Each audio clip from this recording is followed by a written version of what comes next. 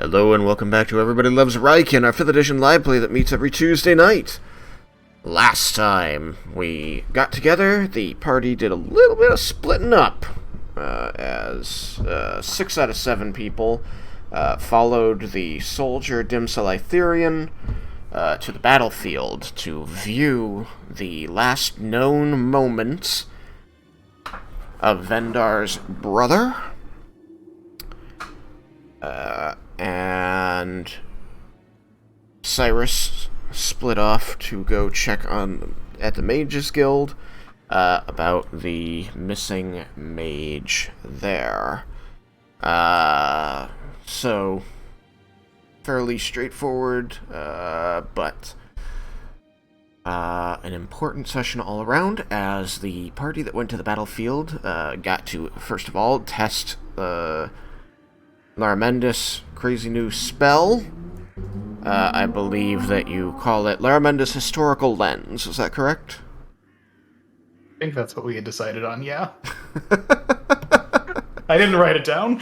Well, luckily I did. Should.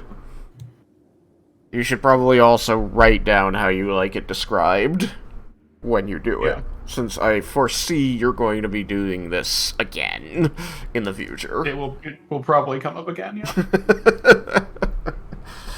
Through the historical lens, the party found themselves on the battlefield, the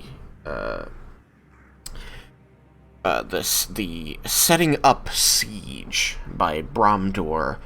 The night that Thandros was captured, they watched as he assaulted the Bromdoran soldiers, and honestly, he and his soldiers fought well and valiantly and took out many more Bromdorans than they themselves lost, but eventually he and his soldiers were outnumbered and cornered, and he was forced to surrender. He was able to work out with the opposing commanding officer that his soldiers could leave, for they would not fight without him at the helm, and they let his soldiers depart the battlefield while keeping him. Shortly thereafter, the party witnessed as Tatsuya Lumas appeared in the sky magnificently, flanked by angels of Bahamut, and told the gathered soldiers of the battlefield of the attack on Arcosia by Bala, and that he was gathering forces on the island of Stormreef, and that he would be heading off to Tuka to seek further aid in amassing this army to fight the threat of dragons. And finally they witnessed as the Bromdoran commanding officer decided that she would take a contingent of soldiers, including her new prisoner or potential ally. This was very unclear. Thandros, and investigate the claims of the Flying Dragonborn by perhaps heading first to Stormreef. In the meantime, Cyrus had gone to the Mages Guild to try and offer aid and get information about Erza, the mage who had disappeared from Theron Ethian, the Archmage. His attempts to help were all turned down and thwarted, and Theron Ethian attempted to gain more residuum from him, which was also thwarted. In the end, he learned simply that Theron Ethian is very displeased at Erza's disappearance, does not know where she went off to, and that he would not accept help from non-certified guilds members.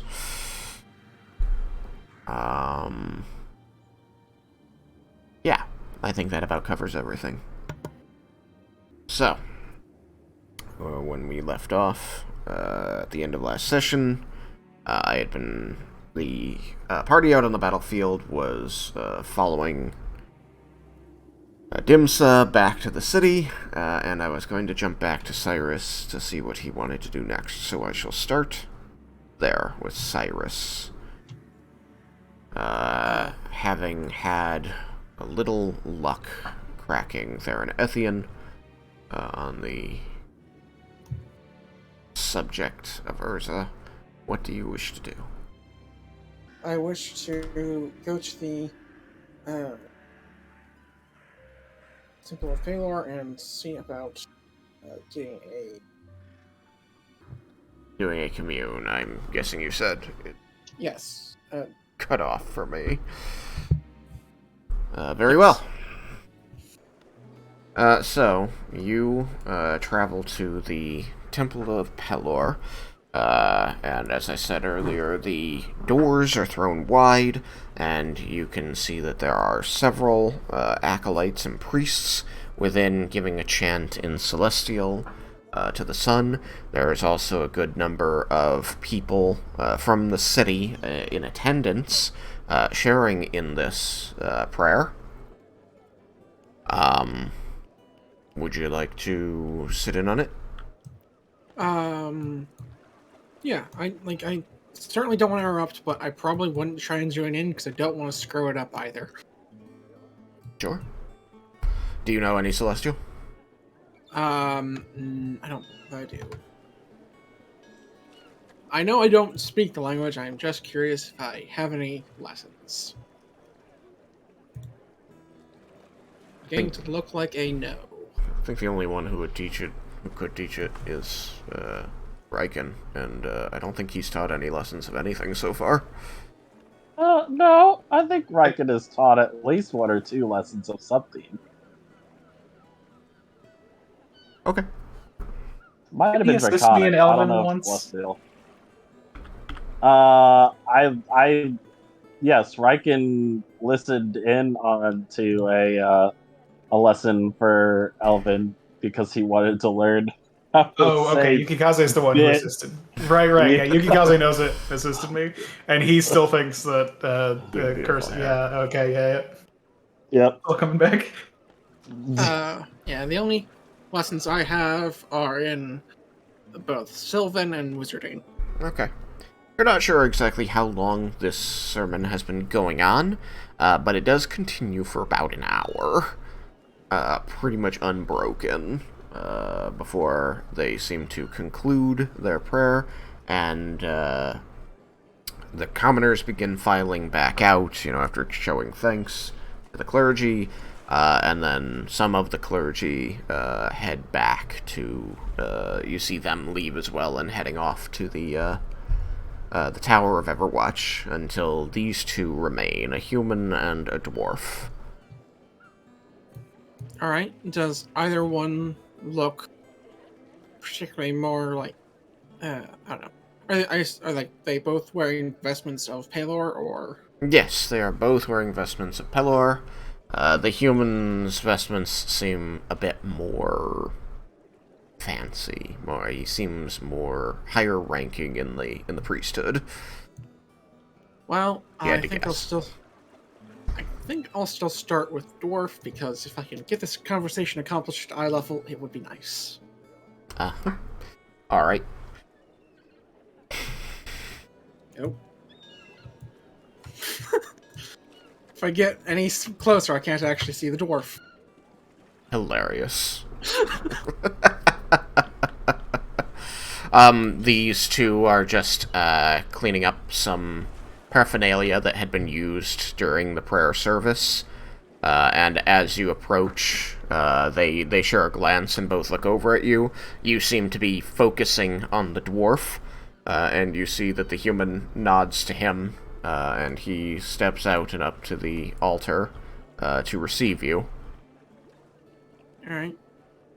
I'll say, excuse me. I have come here in hopes of being able to receive, well, I suppose that's perhaps to inquire about having someone cast Commune, as I am looking for someone that I believe may be in danger, and I am hoping to find them,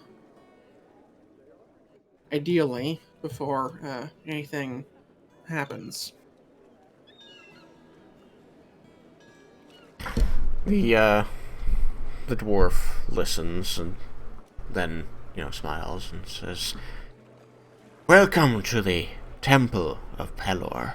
It sounds like you're wishing to, by a blessing of the sun god, to know the fortunes of another.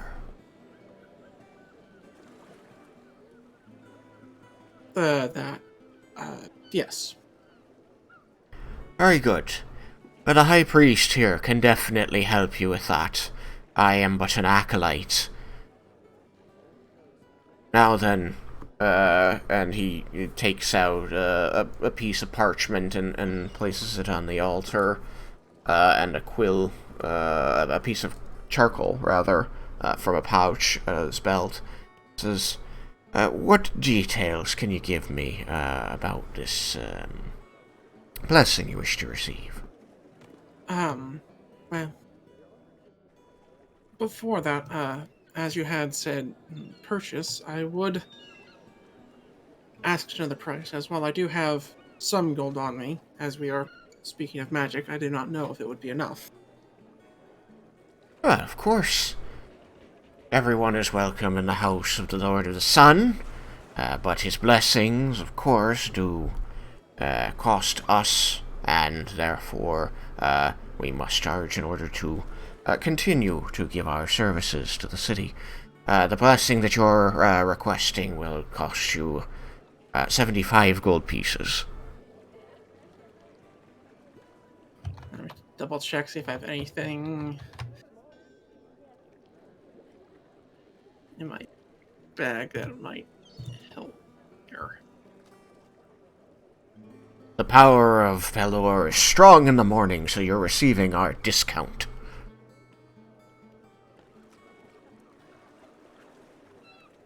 I love that idea.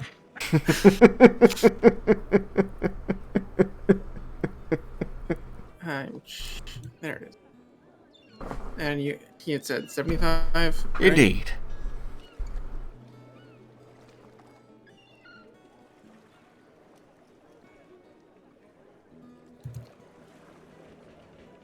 If you haven't got that kind of coin on you at this time, we can always accept some collateral and you can pay it in installments.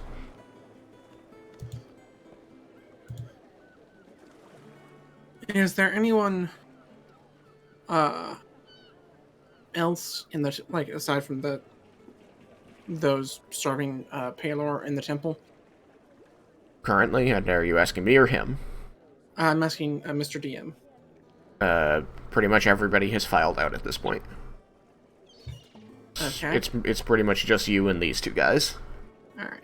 Well, then if I'm gonna try and negotiate for a lower price, I feel like it'll be easier with no one else, because then I can try and drive the point that it won't be, doesn't have to be for everyone.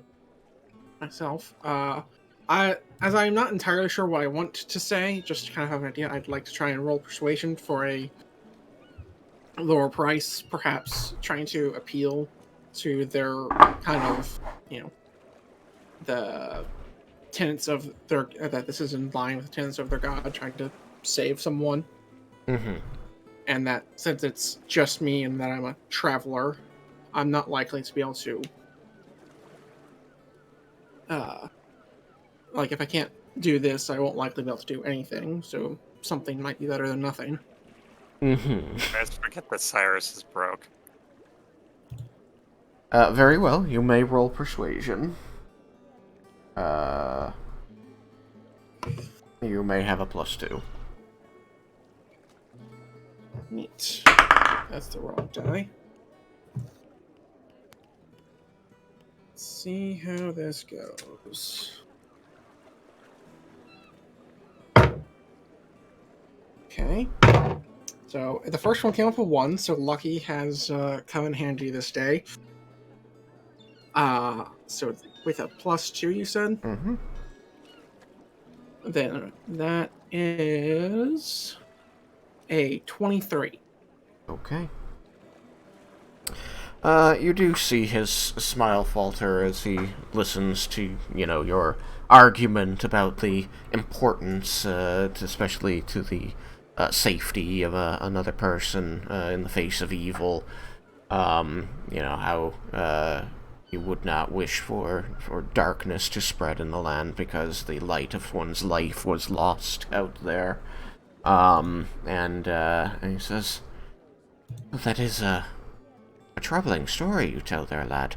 Let me speak to the High Priest and see what I can do about that.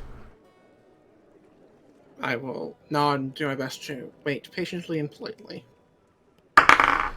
He goes back and confers with the High Priest. And you can tell that it is not going well. The High Priest himself steps forward and says, I'm sorry if you're having financial troubles, friend, but the gifts of our god cannot be bartered for.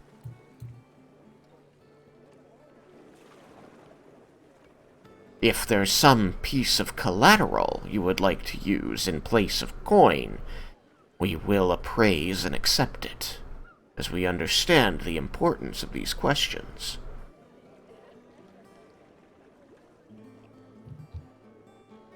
These answers.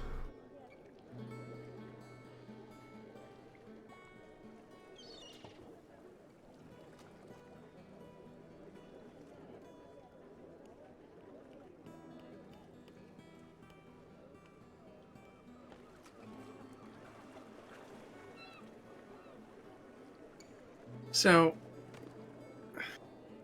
I like to roll insight on these guys. Okay. Because I can understand them charging, but their wording to me seems somewhat dishonest. As a character, I've seen Laramindus cast Commune before, being both a ritual and not having a material component. So, all it should cost them is time. Okay, I will let you know a piece of information that your character knows as a member of this world that he lives in. These services are charged for, regardless of if the spell is free to cast. All magic costs money, which is why people generally don't have it. Magic casters are incredibly rare. Your group is very weird for having mostly casters. You are incredibly powerful. You're paying for the time that it takes to be able to learn how to cast spells. That's true. So the fact the spell costs nothing means nothing. Alright. Like, I expected to cast something. I was just coming across to me as that it was non-negotiable. But I suppose that makes sense. As I said, magic is rare, and it is hoarded. People know its power. Part of the reason it's so powerful is because it's so rare. And so it costs a lot of money. That's why the Mages Guild exists the way it does. It's why the Mages Guild is one of the most powerful organizations in the world. Because everything they do, from casting Continual Flame to casting Prestidigitation, they charge for. Because other people can't do it. Okay. You could go to the store and buy soda, but you still pay out the butt if you buy it from a restaurant. This is also a very wealthy city. And this is the city's patron deity. But you also know that even if you go to another church, they're going to charge you for it. Maybe not as much, but they will still charge you for it. That's just the law of the land. Magic costs money. The fact that you guys do magic for free for people is insane. In the eyes of other people who live here.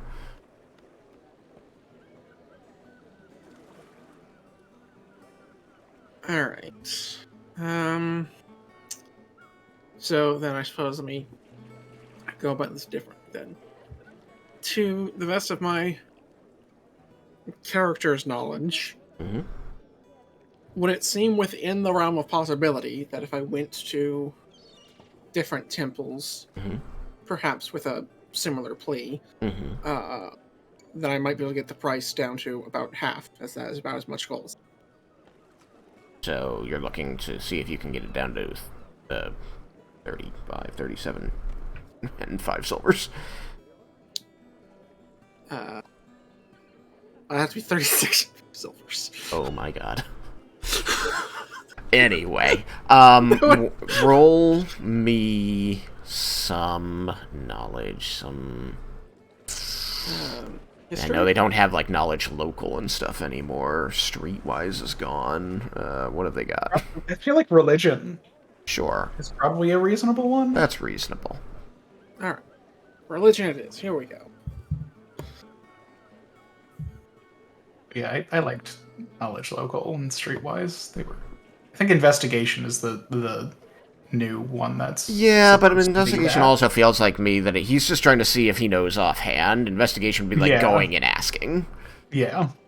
Like there's a implied time commitment in rolling investigation. So for religion, I got a 14. Okay. You feel confident that if you tried other temples in other parts of the city, most especially the middle tiers of the city, as you're most likely to be charged expensive, exorbitant prices at the highest echelons of society and at the entrance to the city where everybody just tries to pop in and get what they need without going very far. Makes sense. You also feel pretty confident just because of your previous dealings as an adventurer prior to joining this party, that if you go and start shopping around, the word of you doing this is going to spread and you're eventually going to get stonewalled. Okay, so I'd have to pick one or two, try them quickly, and just... If I don't like the first one, try the third. If I don't like the second one, try the third one and take it if I can. Mm-hmm. If not, then just try and meet up with Lar, because that's my only option left at that point. Yeah. Well, aside from actual legwork, which I'd probably try while waiting for him to come back in the city. Yep. You've largely dealt with people up to this point that someone in the party has a close personal relationship with, and so they do favors for each other. This guy doesn't know you from a hole in the wall. Yeah. And you said you're a transient. You can always take him up on his collateral offer. Yeah. I only have one thing that might work. Wouldn't sell residuum to Theranethian. He would pay you. Yes, he would, and I could do that. But I could also just try and use a scroll of polymorph as collateral. Because anything else I have is far too either expensive to part with or inexpensive to be enough. Scroll of polymorph. Is it clear from the scrolls? Because these are the scrolls from the Mages Guild in Tuca. I Which believe means that's they're what the I was ones about that to are ask. designed- Was where this scroll was purchased. It was one of the ones from the Mages Guild in Tuca. Okay. I have two left. It is not you know Sam. And I suppose, yeah, I think it's reasonable that Cyrus would also know, because he was an adventurer and existed outside of Tuca before visiting, that it is not widely known, or really known at all, that Tuca's scrolls differ from other scrolls. Okay, so yeah, my question was: is it obvious from the if you look at the scroll? If you look and study tell? the scroll, like if you know what you're reading and read it, then you will be able to see that it is a different formulation that has this caveat in it, this allowance for non-casters to be able to do it. But it's probably. But just it's holding up, possible like- that these guys wouldn't know and wouldn't have the information to properly figure that out from an arcane scroll and all that kind of stuff. It's possible, but unlikely. If they're given time to study it, like even a minute to look it over, you know that the scrolls in Tuca were designed to be used by lay people. Yeah. So it would be less that they would know that there was some nuance to it, or what that nuance exactly was, and more that they would go, oh, I can do this. That's unusual. That's fair. They wouldn't need to understand why they could do it or what. Yeah, just that they could. That's makes sense. And my other, so I guess my question after that would be, did they express any desire for that aspect of their scrolls to be kept secret for any reason? Common sense would tell you that yes, they didn't want people to know. Spending time with Laramendus would tell you Laramendus told people. I think that he was clear about things like that, like in front of the party. Yeah. I believe that I agree that what Sam has pointed out is true of the lived experiences of the party, and so I leave it up to your sense of morality if this is the path you want to take. You feel confident that it should cover at least as far as the gold you paid to buy it with these guys. Okay. I think I will opt not to, because if I ever want to cast Find Familiar and lose my familiar more than one more time, I'd rather them not be pissed off at me, because I need their help to do it. I mean, have you asked Laramendus if he could make a scroll that would do it? No, I haven't. Sam does not know the answer to this question. Well, it'll be interesting if we ever have to find out the answer to this question. So I think I will instead opt to walk away and say that that anything I have to offer collateral is either too dear to part with or too meager to be enough. They, as you leave, the priests, one after another, basically giving you the platitudes of, oh, we're terribly sorry to hear that. We really hope that your friend will be okay, and that nothing ill comes of them because you were unable to ask your questions, clearly, trying to guilt you into doing it. Yep. And I will just leave. Okay. So what temples are in the city? Near that middle ring that I would be wanting to ask you. In the middle ring, there are at least 2 temples. It's going to be a temple of Arathis, and a temple of the Raven Queen. Okay. As I'm trying to save someone's life, the Raven Queen seems like a poor choice. Because while they might be willing to help, my plea might be on deaf ears if I'm trying to negotiate down. So I've probably got one shot at Arathis by saying it's one of the city's mages, and thus could slow the progress of the city's advancement with their disappearance.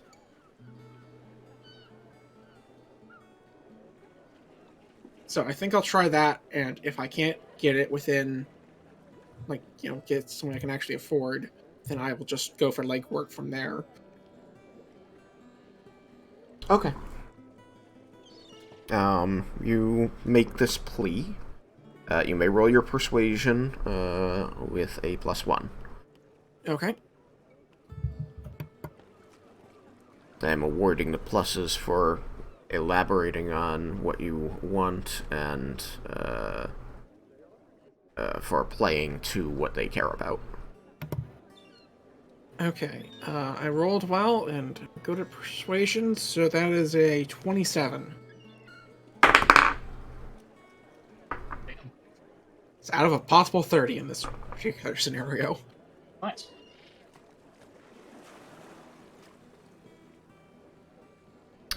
They rolled higher than you.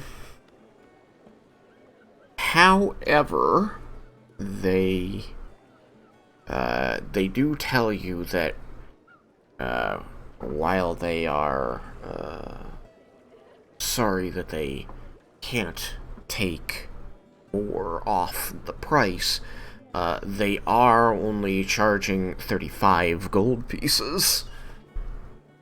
Then that I can do.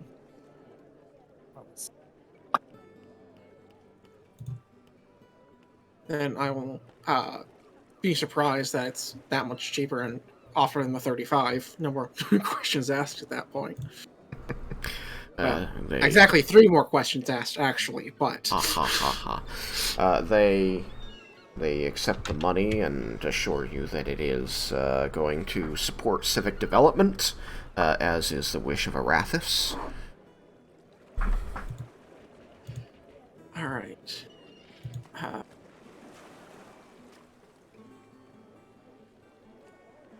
And do they give him something to write it down on, or would he need to provide his own notes?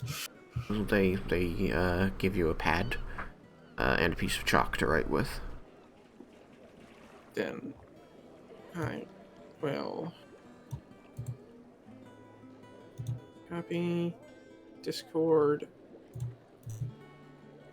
the Tuesday snark based. Alright, anywhere it's there's a one moment. Alright.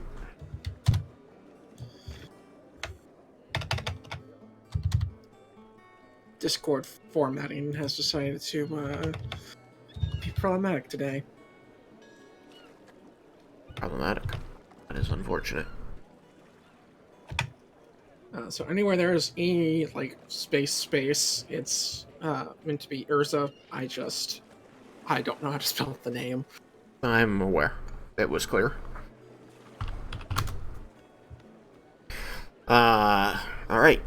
So, you take time to... Do you wish to write out these instructions for them so that they can just run through it? Like, is what you've sent me what you're giving them, or are you giving them a single question at a time? I'd probably give them the whole gambit so that I know that if something... So that way if something goes long or somehow there's a long-winded answer or a very long pause, that I'm not slowing the process down. Okay. Then, this priestess of Arathis accepts the form from you, looks it over. She kind of gives you a bit of a knowing look, and says, "Have you ever considered city bureaucracy?"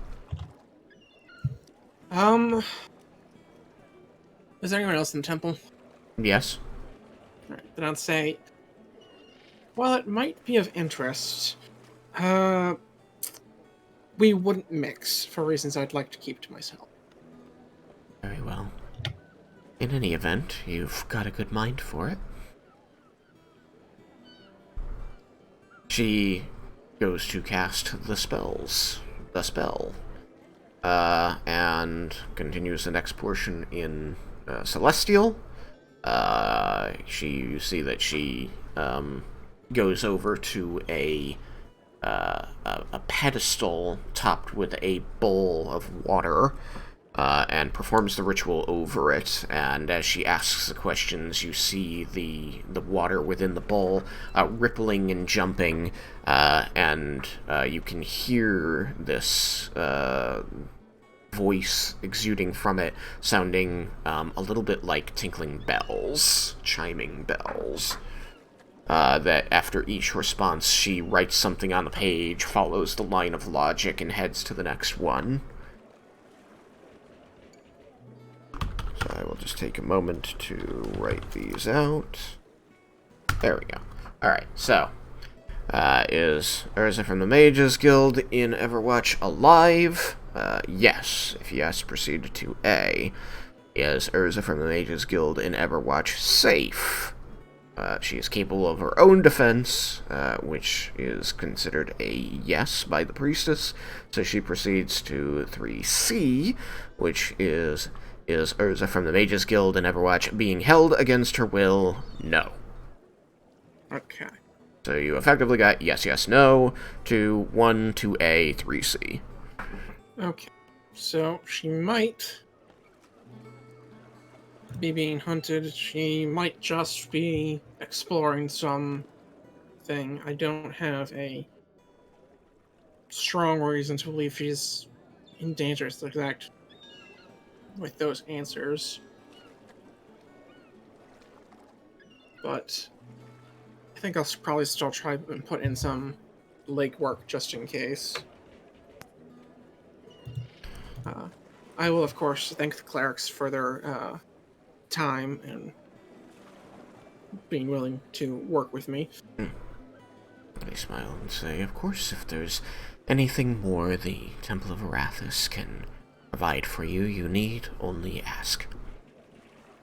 Thank you. And I will... and I will head to... Well, I don't know where I'd head to, so probably just swap back to the team while I think of my next course of action. If that's okay. Nope, that is what I intended to do anyway. Alright. All of you.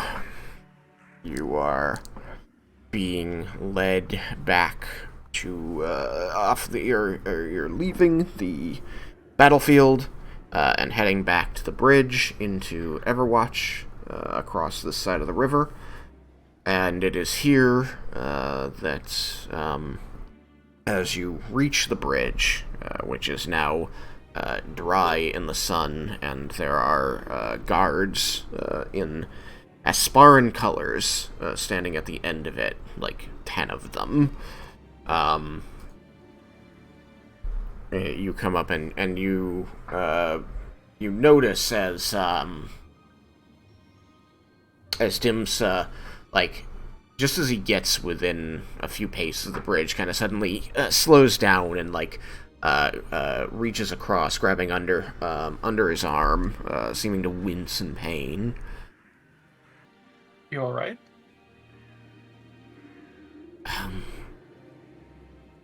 Probably. What was that spell? It was essentially a powerful illusion to see what was going on at a specific place at a specific time. Didn't feel like an illusion. In order to make it something that you can learn from, it needed to be more solid than some illusions might be.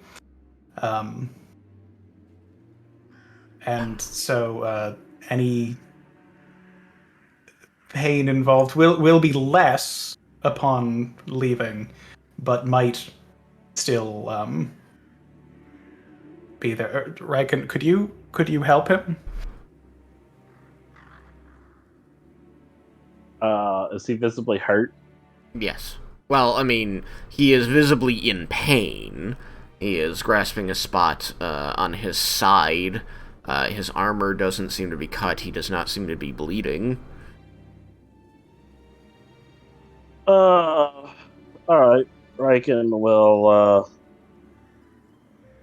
go over to him, and his hand will begin to glow with divine magic, and he will use his lay on hands to heal him a bit. Okay, how much health are you giving him? 5 HP. Okay. This fully heals him, and he, immediately exhales a sigh of relief as the pain lessens. Just thank you. I was certain that I had been skewered in there, but there's no cut. And my armor is dented, but not cut through. Most of the damage that illusions can do to you are going to be because you believe them to have hurt you very strongly, and so that's how the magic works. That was the first time I had ever cast a spell. So obviously there will be things to learn and properly explain as I get a bit more practice with it. Glad I got to be part of your experimentation. The experimentation had mostly been done before codifying it and being able to cast it in the first place. Everything was. So it's a trial run. He seems hurt or troubled once again, after making his scathing comment, and then seems to address the ground. He says, I'm glad that Thandros seems to be alive. You and me both. Not expect that he would find common cause with our enemy, though. Yeah, Tatsuya will do that. Tatsuya? He was the one who was floating in the sky. Know that, Dragonborn. He's my brother. Did he speak true?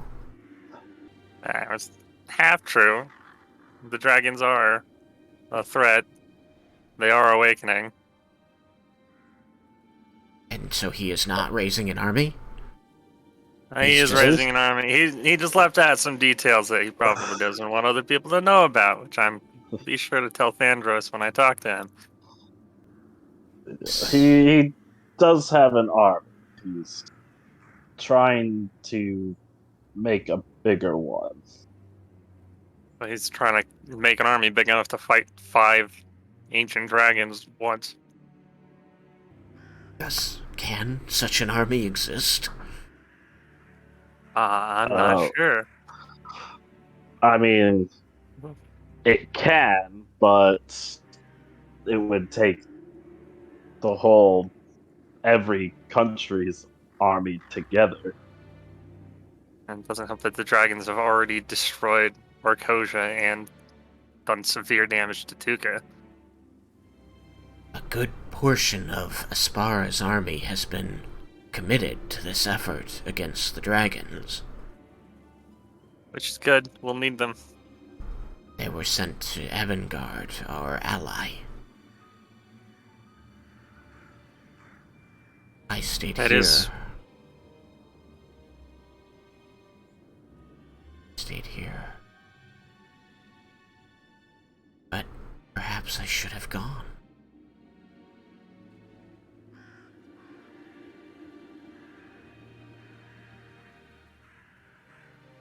Well, perhaps you'll still have the chance.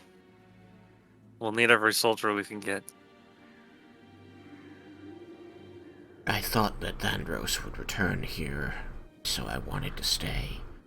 I thought that we would be still fighting Bromdor now, and so I wanted to stay. I don't regret my decision entire, but we are no longer fighting Bromdor. My presence seems less important. Well, ideally, Bromdor will be fighting the dragons with us, so... That, too, seems so strange. That our enemies would become allies. It's desperate times call for desperate measures.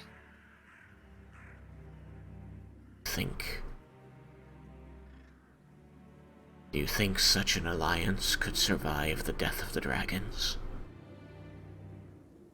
I would hope so. That's certainly what Tatsuya is hoping for. I'm not so sure, but we can at least try. We won't know until the threat of the dragons is dealt with. However, the current leadership in Bromdor is hopefully in a much They're much less more warlike. friendly to its neighbors' position than has been the case in the country for many years. Yes, the last warmonger is no longer in charge of the country, so. Yes. We had received word that Bromdor was being led by, some woman from the Mages Guild. It was very strange. Is the Mages Guild making a play for power? Need they? It's more that there wasn't really anyone else to take charge, and someone needed to. That sounds very convenient for the Mages Guild.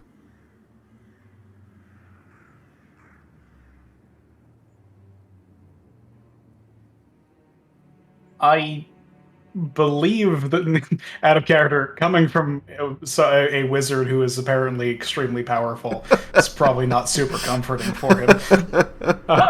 I believe that the Mages Guild has no designs as an organization upon governance. Seems like You- most would think that would just get in the way. You have research to do. And you are not wearing the university robes, and you are not a guild mage. Both of those are correct, right, Tim? Both of those are correct. Okay. And so he, knowing that you are a powerful mage, looks you up and down. Simply, you can see the skepticism on his face plainly. He says, I thought all powerful mages were part of the guild. You don't seem to be wearing their insignia. Not every mage is going to be a part of the guild. I have associations and colleagues within it, but not all of us are part of the organization. And so, even from without, you believe that they are not making a play?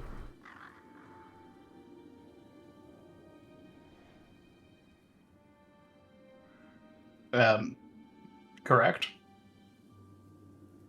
He nods at this. You can see that he seems to be regarding your response here with more trust than you might have expected. Something about not wanting to be in the guild has made him believe you'll speak more truthfully about its desires. A guild mage being like, no, we would never. Yeah, exactly. It's just like, oh yeah, really? Yeah. Like, sure. He's still not completely on board, you can tell, but he is somewhat assuaged. Yeah. I think that's probably as much as could be hoped for, given that the situation would honestly be terrifying. The idea of the Mages Guild being in charge of one of the largest militaries in the world. Essentially. Officially. It could have Not a a good look. certain spin to it. Not a good look. But, He nods and finally kind of seems to shake himself a little and says, "Thank you for letting me witness my commanding officer's moments. I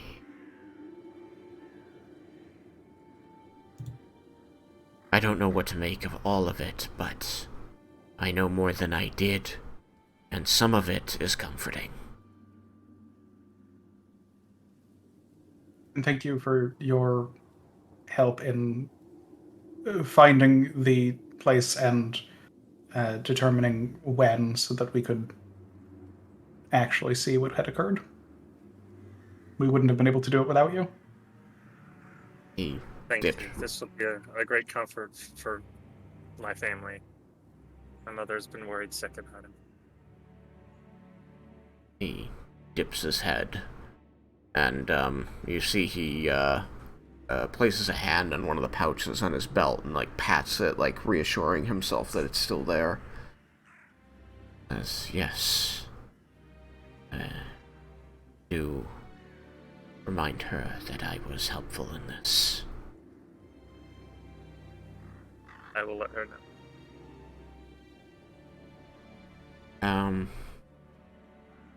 With that, you will see him pocket the posy satchel, the posy pouch, and wave to the soldiers who are guarding this end of the bridge.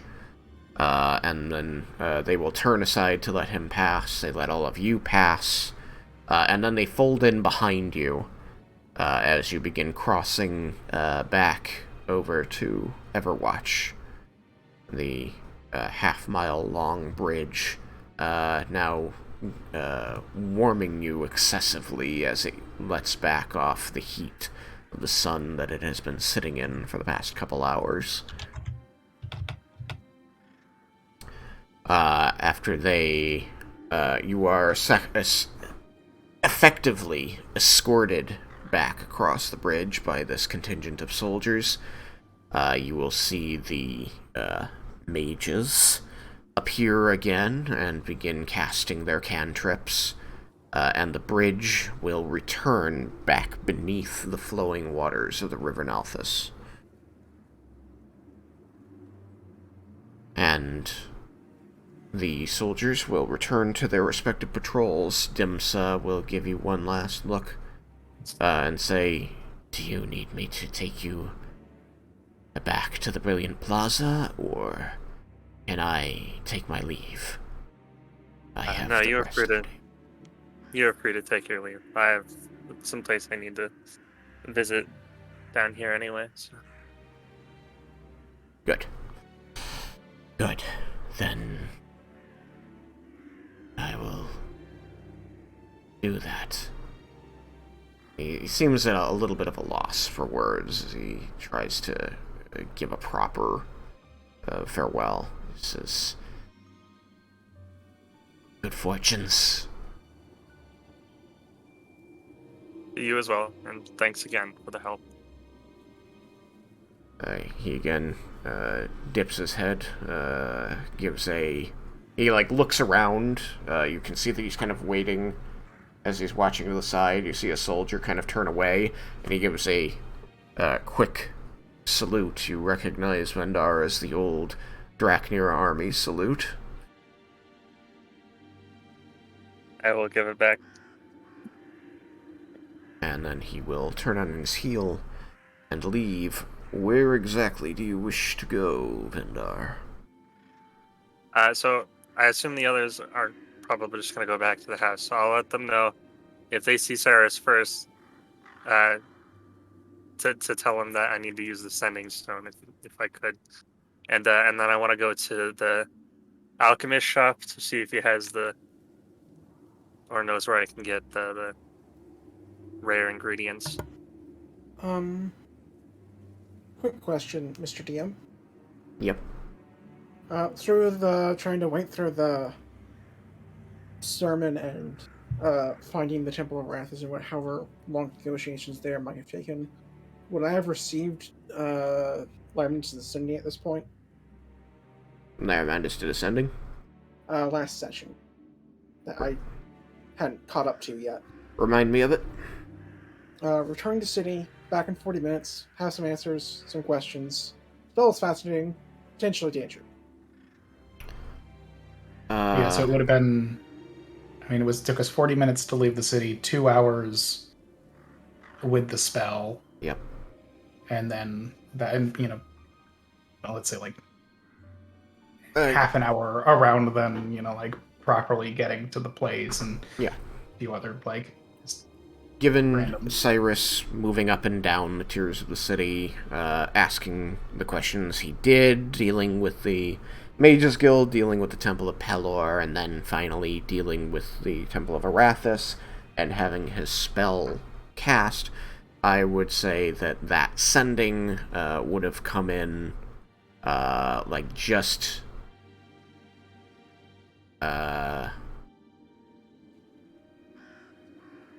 as the Priestess of Arathis is casting the Commune. Okay.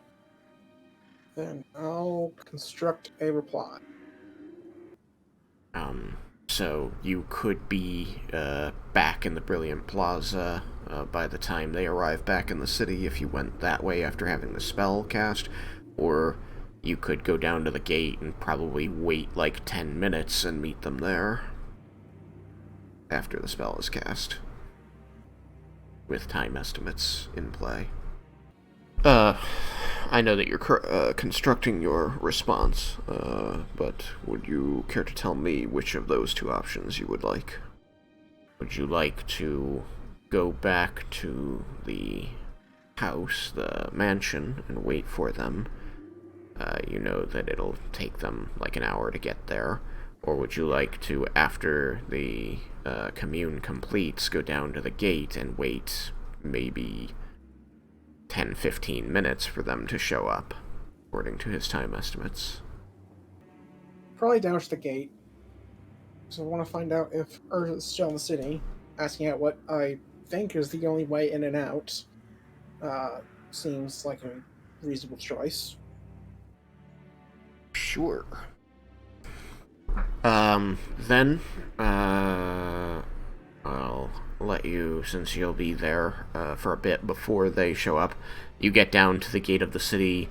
You can see that the bridge is raised, extending across the river, glimmering in the morning sun as it heads toward 10 a.m. And that there is a large patrol of guards in this area, as they seem to be concerned with the bridge raised about any unwanted persons coming across it. You can see that there is a small group of them stationed at the far end, about a half-mile away. Just baking in the sun out there. And then here there are several squads patrolling. It looks a lot more crowded with guards than normal.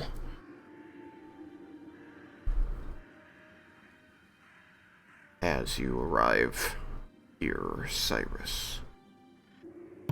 Alright. Since I may not know this since we arrived by teleport, has the city still been under lockdown as part of like the just clearing of the battlefield and what had been a siege? This is Cyrus' first time in this city during this campaign, correct? Yes. I don't think you would have a way of knowing that, since the information that you would need to wonder about those things would not be with you. Okay.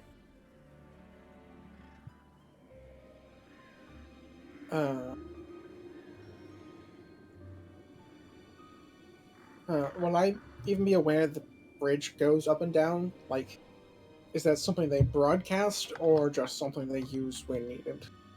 I wouldn't say that they broadcast it, but people who come and go from the city do know that it goes up and down, that there are mages that pull it out of the water and then put it back in. Okay.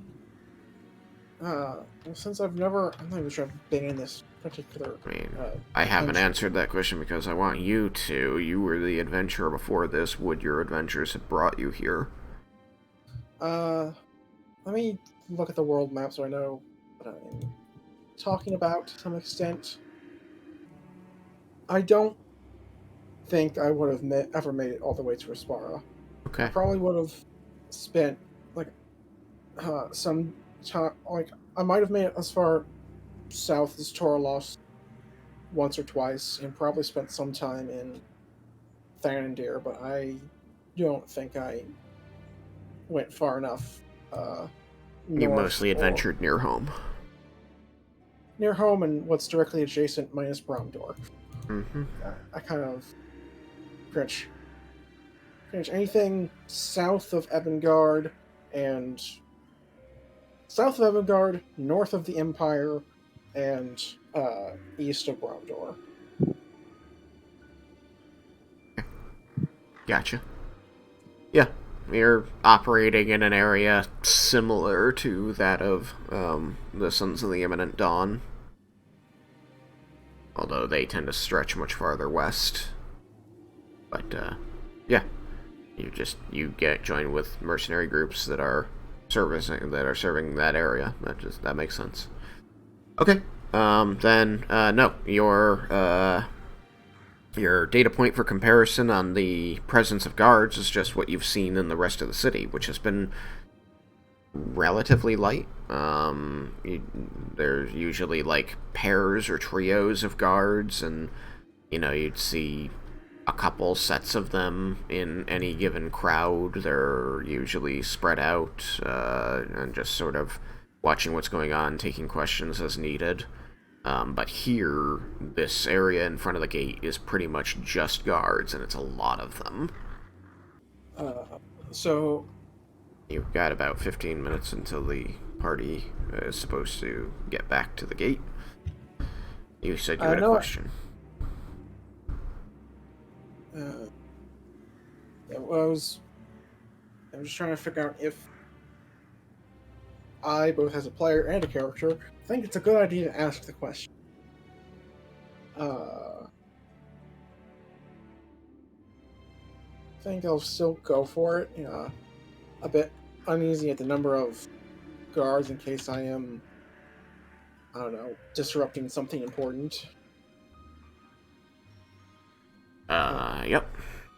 But if there's one that seems to be like, is there anyone that seems to be kind of in charge of, or at least has the job of seeing who comes in and out, or is that just all of them? There are several groups patrolling the open portal here, so any of them could see.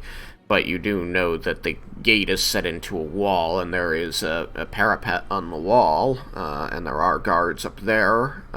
It's likely that somebody up there is in command. It's likely that there's somebody down here who's in command. But there's nobody just like standing around shouting orders. People on the wall are standing around looking for threats. These soldiers all seem to know what they're about. Wall seems like it would generally be off limits to non-military personnel. It seems like a good, reasonable assumption. I will try and ask somebody down here, preferably someone close to the kind of entrance slash exit. Okay. If they... There's a group of about 5 guards that are moving in a square patrol around this area before the gate. There's several groups of these 5, 6, between 5 and 10 guards moving in this square patrol, but you find this one with 5 comes by you soonest, and you wave and flag down one of them, and the group moves as a unit over to you. The one who noticed you moving out to its edge to address you, he looks down over the gleaming cuirass and says, "You had best be careful, small one. The gates are not usually open these days, and we are here to make sure no enemies of the city get in and harm you. Is there something you need? Have you seen something?" I am trying to find someone who has gone missing, and I was hoping to be able to ask if you've seen someone, either know them and have seen them leave the city, or or if anyone matching their description has.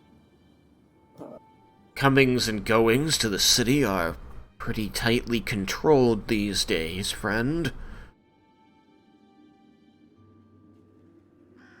I am specifically looking for Erza of the Mages Guild. Looks a little puzzled.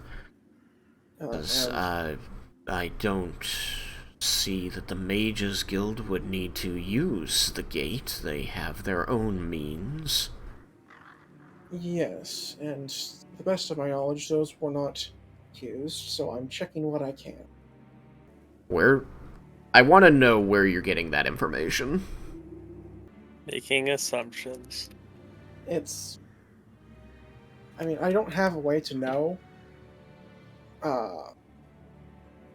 It is, in part, an assumption, and she could have...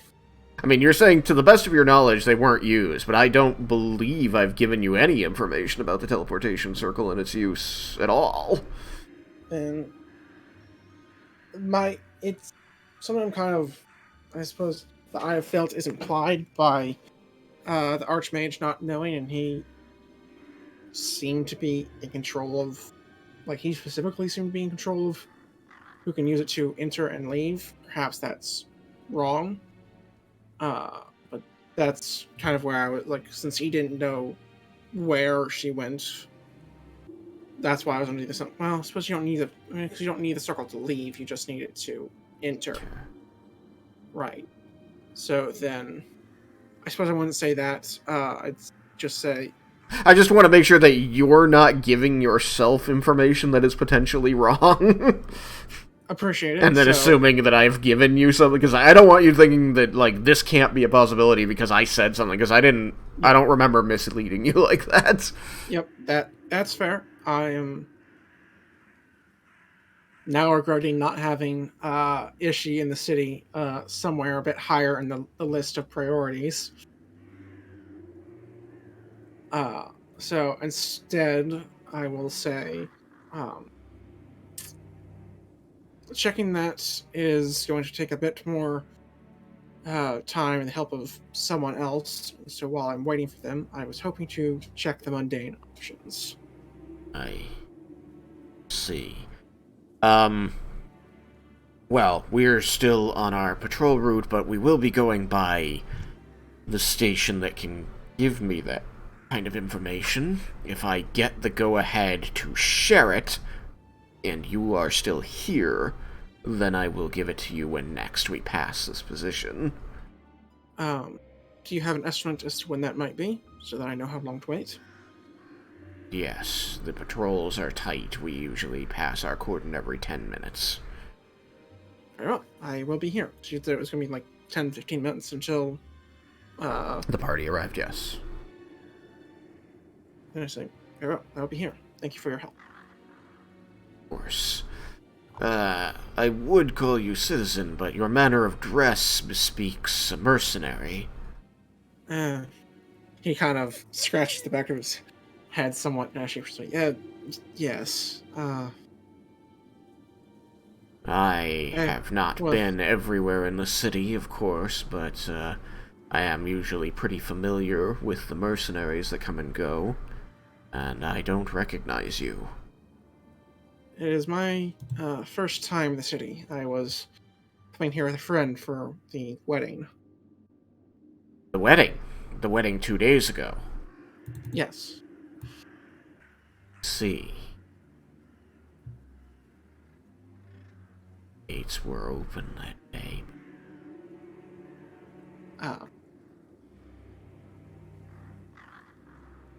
Well, I suppose I should say friends, not friend. One of them was permitted to enter via the Mages Guild.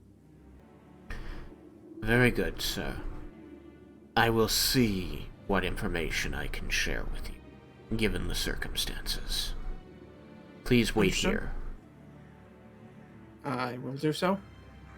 This does feel like there's a bit of change in tone there. I'd like to roll insight. Mm-hmm. I may have just given away too much, but I don't believe we were breaking any rules entering the city how we did, but I could be wrong. What's your insight? 10, so crappy. Okay, yeah, this guy is a wall of poker face. He is a guard doing his job, and he is trying to help you as best he can, as you are within his charge. Pop poker face, pop poker face. You can determine nothing beyond that. Alright. Then, unless there are obvious signs of hostility upon return, I would like to subtly cast Detect Thoughts, so as I can, when he returns. Very well. That lasts 10 minutes. I think it lasts 1 minute, but that's why I'm casting it when he returns. Gotcha. Very well. They do their circuit. You do see them stop by the gatehouse momentarily, and then they continue their patrol. Eventually, you see him looping back toward you. You cast your spell in preparation for his approach. Yes. Very With good. the subtle meta magic. I am Yes, I'm not aware. looking to give myself away. Spend the points. Alright. Points and slot are spent. Point. Very good. As he approaches, you are reading his surface thoughts. Yes. Alright. You get a clear sense that he wants to just tell you what he has to say and move on and be done with dealing with you. Okay. And as he approaches, he looks down. The group stops, and he looks down at you. And there's a somewhat grim expression on his face as he says, I'm afraid that given the heightened security of Everwatch since the invasion, I cannot just give out information on the comings and goings of anyone through these gates. Understood. Thank you for asking. Your detect thoughts lets you know that there is no record of her moving through the gates. I was hoping it might, but I also did not want to overtly try and send it that way.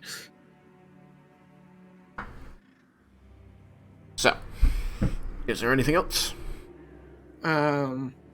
Still 5 minutes or so until friends get back, so I will wait for them and finish typing out the sending. Okay. Friends get back. You see them coming into the city. You see that they are surrounded by guards as they enter. And then you see the mages trot out and begin to cast these magic spells that give off brilliant sparks and vibrant colors and make loud whooshing noises. And the bridge begins to lurch its way back beneath the water. The guard patrols all seem to collectively heave a sigh of relief as the bridge is no longer aligned with the ground of the gate, and the gates begin to swing closed. They all break off and disperse to different parts of the city, several heading back up the tiers, seemingly toward the Tower of Everwatch. You see, as your party is saying goodbye to this tiefling, who asks if they need to be led back to the Brilliant Plaza or if he can take his leave. They say, no, you can go. He says thank you, and they part. So, party, as you begin to decide what it is you wish to do, as Vendar begins explaining where it is he wishes to go and what the fact that he wants this request for the Standing Stone relayed, those facing Vendar can see Cyrus approaching from behind him. Well, Vendar, speak of the devil, there's Cyrus. I'll turn to look at him. Oh, good. Cyrus. I need to use a sending stone. Hi. What for? Well, we found out what happened to my brother, and it turns out he looks like he's fine. Tatsia apparently convinced him and some Bromdorans to go help join his army, but I need to send to him to make sure that he's all right. Could you not have Laramendus asked through Tatsuya? Well, I would rather talk to my brother and not through Tatsia. I also don't know if Tatsia is actually with him or knows who my brother is. Fair enough. I'll let you use it today, but I need to use it again myself soon, so don't make any plans to use it tomorrow. Thank you. Hopefully I won't need to use it tomorrow. Also, Larry, if he is good and in a position to do so, can we use Ash to try to talk to him with it? Oh, hold on. Did Sam go to do his cat? He might. Yes, he did. Well, And Well, we'll get what the... timing? Well, he stepped away 6 minutes ago, so he should be back in like 6 minutes. You should hold on to that question and direct conversation to other people. Okay. So If anybody wants to come with me, I need to go ask an alchemist friend if he knows where I can find these exotic ingredients. do you Are you gonna be going there and back, or there and then coming back here? Well, it's not far away from, right? It was in his shop is in the lower tier of the city. Yes. Right. So it's not far from here. Depending on the information I learn up, hopefully he has it, or hopefully he has them, but probably not. I'll probably end up going back to the lodge afterwards, unless we have some other reason something else to do here that requires me. If no one goes with you, I'll go with you. But if not, I might rest at the lodging because being there out in the battlefield, that smell really got to me. So I'm still a little iffy. You are all feeling better-ish now that you're far, far away from the smell. But those who were affected by it, your stomachs are still churning. Especially Jebel. Mm-hmm. So, Vendar wants to go to this alchemist in the low tier of the city, which is near where you are.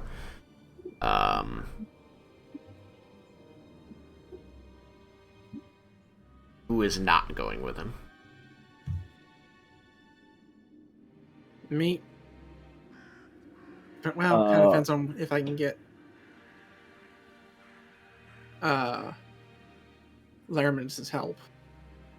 Everybody wants to know if they can ask a question to Laramendus, who's not here. Yeah. Raiken doesn't need to ask Laramendus about anything. Is Raiken going to the alchemist? What did Vendar say he's going to this alchemist for? To see if he has the exotic ingredients or knows where I can get them for the drug that my father had been feeding my brother. It doesn't really interest. I mean, that specifically doesn't interest Raiken, but he's gonna go with Vendar just because they're buds. Bros, bros, bros, bros. Last OGs. Gangsters, gangsters, gangsters.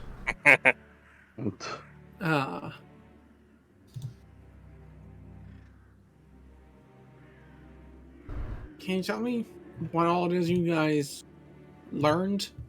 And that was the gist of it. We watched the battle. My brother fought valiantly, but was outnumbered and ultimately had to surrender. And then shortly after the surrender, in which he negotiated his men being able to leave unharmed in exchange for his capture, Tatsuya appeared in the sky with Bahamut angels and viewed his stuff about the dragons, and then a small contingent, including the leader of the people of the Bromdorans who captured him and my brother, went off to go join the army on what was the island called? Storm Reef Island. Off on Storm Reef Island. Have I even heard of Storm Reef Island?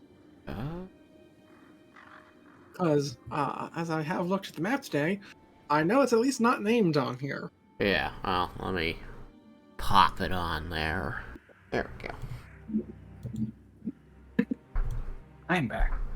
Hi, Welcome Sam. back. There have been a couple questions the other characters wanted to ask your character while you were gone. Yeah, I finally set up Bluetooth on my headphones, so I was able to listen to everything, which is going to be much nicer when I need to go and do things instead of just coming in and being like, so, Okay, what happened? what's happened? So, Vendar had asked Laramendus if we could use Ash to contact Andros. It's like, name is escaping me. Yeah, me too. I don't know why. That name, specific, keeps leaving my head. So, that will now be more a question for the voice in the sky. Would that be possible? For you to contact Thandros. He doesn't know you, and you didn't talk to him, but you did see him in the memory. You do recognize him.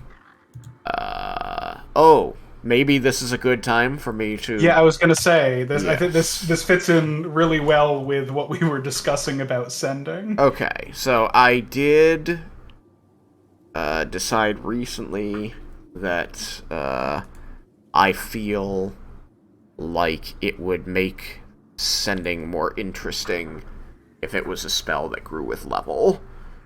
I know that there is a part of me that says, well, it's important to have some spells where upcasting doesn't do anything. But I feel like not only does it make sending more interesting, but it also helps to retro-explain some of the things we did at the beginning of the campaign. So, I did write up a new growth chart for sending, and I ran it by Sam, who seemed to think that it was acceptable, and we'll tweak it if we need to as we go. But basically, casting at 3rd level is a spell as written.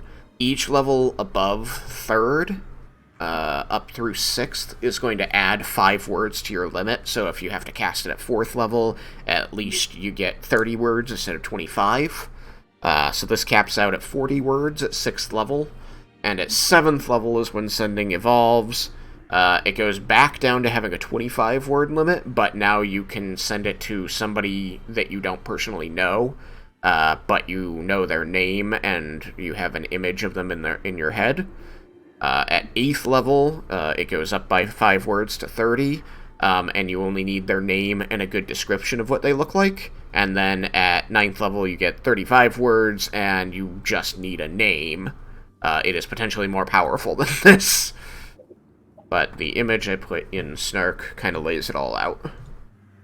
Because I can't try to make out that last line, but I do see the words "kill you," so I would like some expansion on that particular. Look, I mean, how often is Cyrus casting a 9th level sending? Yeah. Never.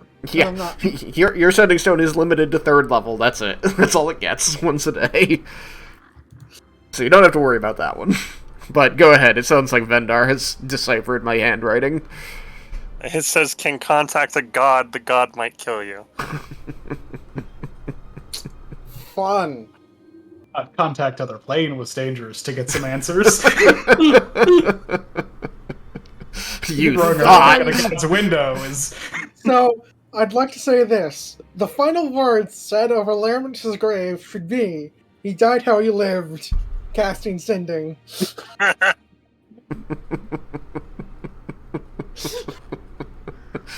So delicious and cold. So, I always figured I'd go that way. this is my proposal. Our sending savant here has given me his blessing on it. But I felt like this would just make it more valuable, and also, again, when you guys started the campaign and were trying to contact people, you know that you went to the Mages Guild, and they were able to use divination to kind of familiarize themselves with the person you wanted to send to, and then they were able to send through you, basically. So this kind of, like, rolls into that, or, you know, kind of helps with that explanation. Yep. Yeah, it's very nice.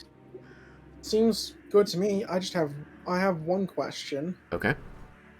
If you're casting at 7th or above, Yep. perhaps if Sam has just been overtaxed by a severe amount, Yep. and you don't need the additional flexibility in who you're contacting, can you choose to have 40 words instead? I'll think about that, but Sam and I both agreed that more words, like, there is a point of diminishing returns on number of words. Yep. Yeah, like there have been very few times when I've been constructing ascending that honestly more than 30 words was actually valuable for the information I wanted to convey. Like, it honestly it makes things more, like, clear because, you know, you can add more prepositions, but, like, for actual understanding of what is trying to be conveyed, it really doesn't add. Just the number of words is so few anyway that, like, it's really not much more benefit. Like, if it was like 100 words, that would be one thing, but Whole paragraph. Yeah. Let me write you an essay.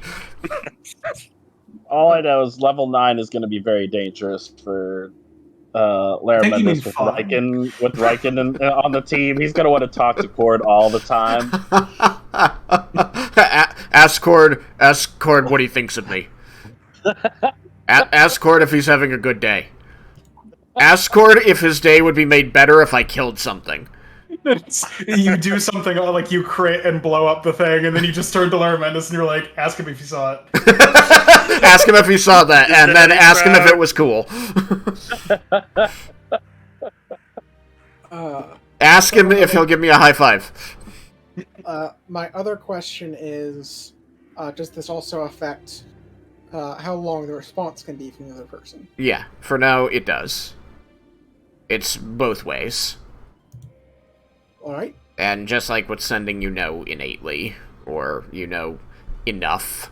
You know that some people don't know and they just, like, get cut off after 25, but you know that it will grow whether or not they know it. Yep. We'll go with that. It grows whether or not they know it. I suppose... here's probably my final question. If you're contacting someone with the higher levels that doesn't necessarily know you... do they still get kind of the identifying tag at the start as part of the spell? I would say no. Yeah, because the spell specifies if they are familiar with you, then they know who it is. Yeah. But if they're not, then it's the the spell says that strangest they voice don't. suddenly in their head. Yeah.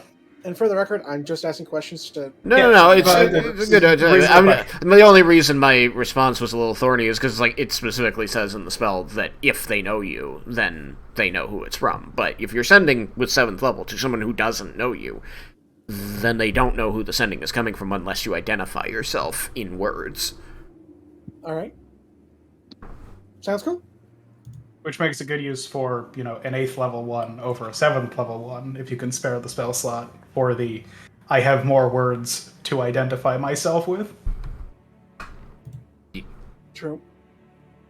I wanted to make it more rewarding, but also make it a choice. Like, make the choice more meaningful, what level you're spending. Yep. And so there is temptation to spend it at higher and higher level, but there's also danger or, caveats.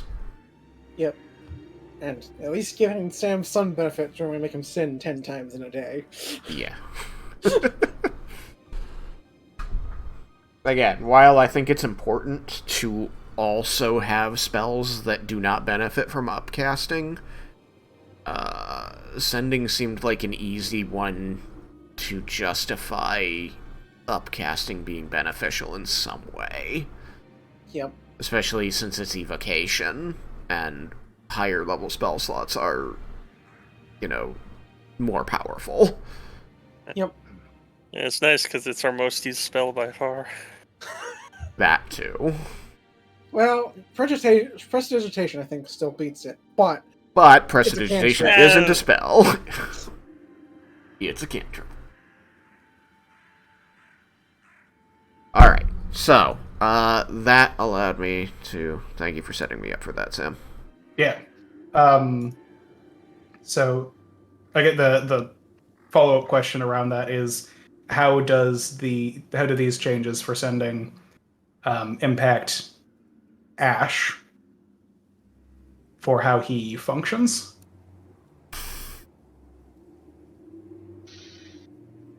Should they?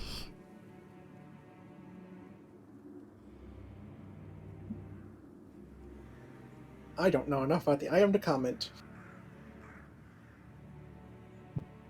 Because Ash's ability was still talking to somebody you're familiar with, wasn't it? I think that we had, in the ability it says, as per sending.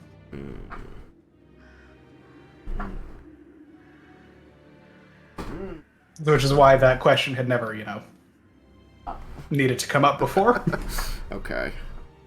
I mean, it seems like the most likely simple solution would just be limit his ability to people you're familiar with, and okay, not carry over the caveats, since his isn't leveled anyway. It's just a daily ability, and this doesn't... Me making this distinction doesn't make his ability less powerful than it already was. It just doesn't make it more powerful with sending growing. Yeah.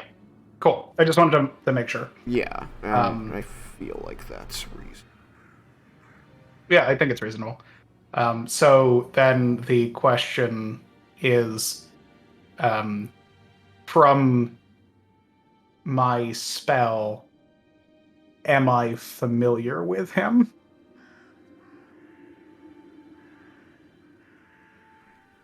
I watched him for 2 hours. Technically. I have, up to this point, generally used the description, you've spoken with them, which gives you two-way familiarity. It is true that you watched him for 2 hours, and so you now have a parasocial relationship with him. Can I slide into his DMs? You are effectively doing that in the most invasive way possible. But the reason for your question is, do I have to use a 7th level spell to contact him or not? Well, so I think the initial contacting is going to be done via the Sending Stone by Vendar. Vendar had asked Laramendis if we could use Ash to then have a more in-depth conversation. So the question is, am I able to say yes? Okay, this is a fair question, and will actually require me to go read Ash's written description for a moment. Well, I think I found a loophole in my own writing that I invite you to exploit. I mean, if it's a loophole that would be exploitable because of the changes to sending, then I would say that wasn't a loophole because it didn't exist before. I think it's a loophole that has always been there, because it just says Ash can connect 2 distant people physically. Did we not include as per sending? Well, no, it says less than materials and time as a sending spell. What it doesn't say is that one of those 2 people that he's connecting has to be the person he's attuned to. Oh. So you could offer his services to a third party. Okay. You know Instead who's of familiar I with- connect and then pass the connection over. Yeah. Just start with the connection being passed over. Because there was Sounds fun to always me. the ability to Huh. see other people on the call. Yeah. So, I mean, according to my own, not ironclad writing here, you could technically just be like, I think it's Vendar worth asks further Ash. discussion. I think it's worth further discussion offline. I would not be against going on. We can let that happen now, and then the two of us can sit down and actually have a long talk about it. All right. Well, if we're gonna have to use it, so you have to contact him with sending anyway, then I'll just let Cyrus have his sending send back then, because I will not Yay. be able to do that until tomorrow, as I no more. Oh no, I do have a 7th level spell. I can do that today. oh, good. Because I used an 8th level spell to cast my 7th level spell. Yes. So, yes, we don't. Cyrus does not need to use the stone. I can cast sending, and then we can, if we are in a good position to be able to talk, we can use Ash to have that conversation. Okay, good. I would like my mother to be there too, because she can talk to him. That would alleviate a lot of the stress and worry she's been feeling about it. All right. Hopefully. Alright, so you're still standing in this square in front of the gate, which is, very quickly emptying of the mass number of guards that were here. You've been talking for a little bit, so it's, pretty much returned to life as usual down here, now that the gates are closed and the bridge is gone. So the question is, are you going to do this sending here now first? Split up and go to the herbalist? What is the immediate course of action? And this question goes out to anybody, because I know that some of you intend to split off. I'd say let's do this stuff we need to do in town, and then meet back up at the lodge and do the sending. And Okay. So you're not going to do the sending right here, right now. You'll do it later. First, Vendar wants to go to the alchemist. Yukikaze, what do you want to do? Like I said, if no one was gonna go with Vendar, I'll accompany him. If not, I'm gonna go relax from the sickness of the battlefield. Okay, so if even a single other person goes with him, you're going to head back to the lodge. Yeah. Okay. Jebel. I'm going with Vendar. Going with Vendar. Okay, so Yukikaze going back to the lodge. Raiken, you're going with him because bros. Bros. Bros. Okay. Larabundus. I think Laramentis is going to go with him To the alchemist. to the alchemist. Yes. Okay. I would like to make an appeal to Laramendis. Okay. Cyrus, make your appeal. Because I would. Because if I could get one more commune, one from. And since I can't afford to buy one from Laramendis, I could know if she is in the city and whether or not she's worth pursuing in immediate danger or what have you. And so then I could either put this to bed or no, I need to do something. And since I don't really have a way of checking magical means of leaving the city other than that, I kind of need your help.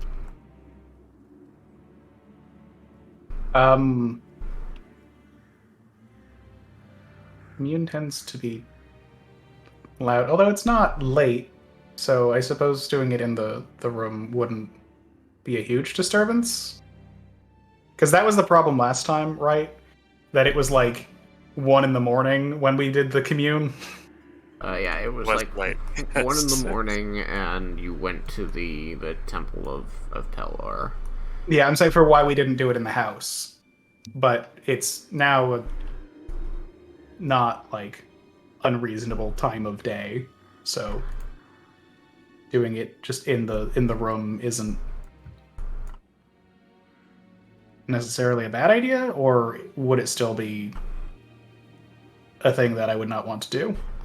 I mean, it might still come in boomy enough that somebody is startled, but it is, up to you if that is a risk you're willing to take or not. Also, let the servants know you were doing it beforehand. Yeah, I think I can warn people that I'm about to do something that will only potentially be loud. There's no danger involved. And then be able to guess that. So yes, I suppose we can go and do that instead of me going with them to the alchemist, and we can get that commune settled away. Sweet. Leah!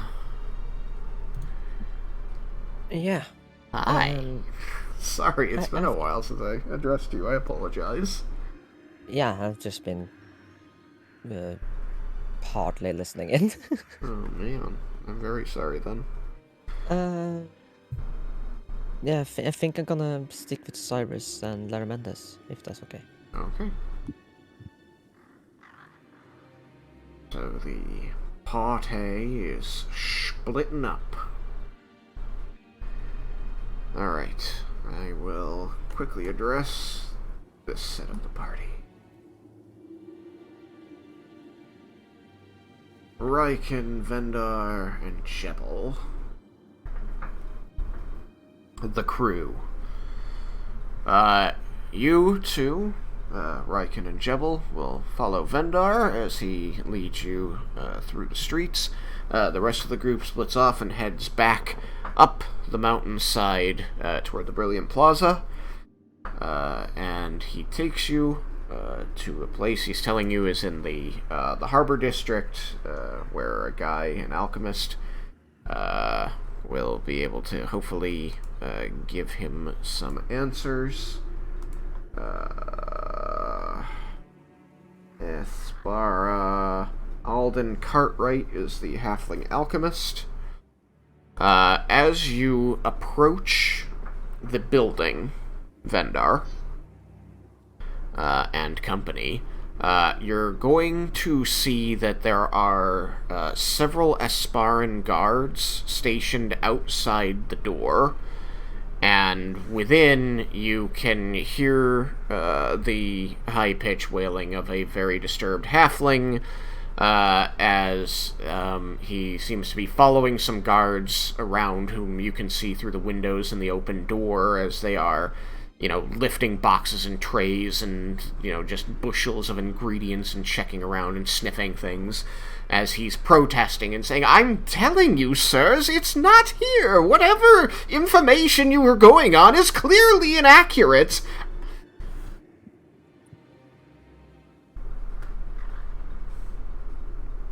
I guess I'll go up to the guard at what seems to be going on here. The guard, as you approach him, is going to put out a hand to you, and she's just sort of shaking her head side to side.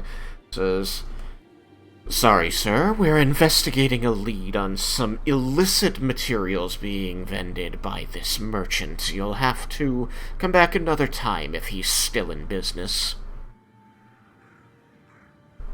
Oh, we are an adventuring group, and I'm very perceptive. I'm great. Perhaps we can help with the search.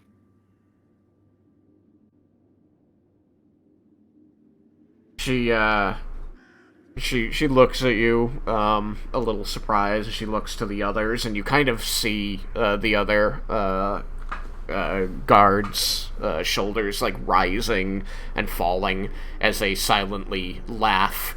And she looks back to you with, like, a quirked smile on her mouth. She goes, "Yeah, that'd be great. You go in there, help us find whatever it is we're looking for, take whatever you want while you're in there." "Sure."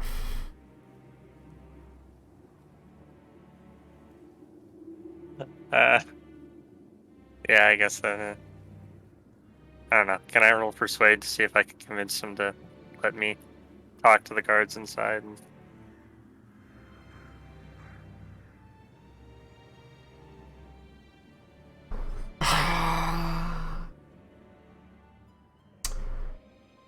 You feel, unless you have something very compelling in your argument, some way that you're going to guide this conversation, that just trying to generic convince her that it's important that you be inside the shop talking to those specific guards, you know that this isn't gonna fly. They already think that you're just here to steal stuff. I guess that makes sense.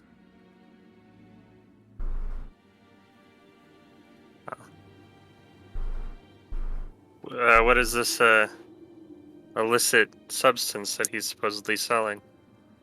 She gives you the name of a well-known narcotic that causes uncontrolled rage and has been blamed for a lot of lethal barroom brawls.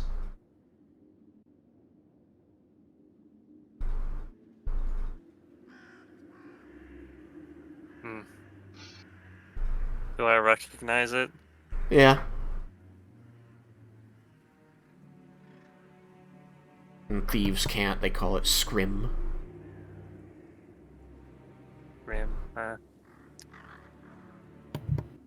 that's unfortunate. I don't know if I can do anything to try to...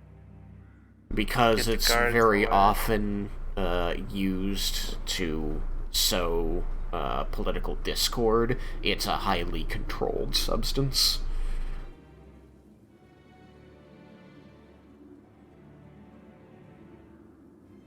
Oh, this is unfortunate. Yeah, it'll be terribly unfortunate for him if we find what we have been told is there. He'll definitely lose his license.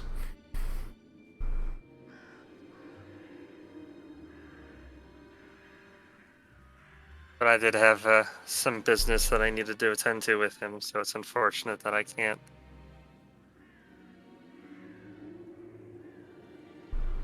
I don't suppose it'd be possible for me to speak with him. She looks at the other guards and they shrug their shoulders and she says, "I'll see if we can convince him to leave the store.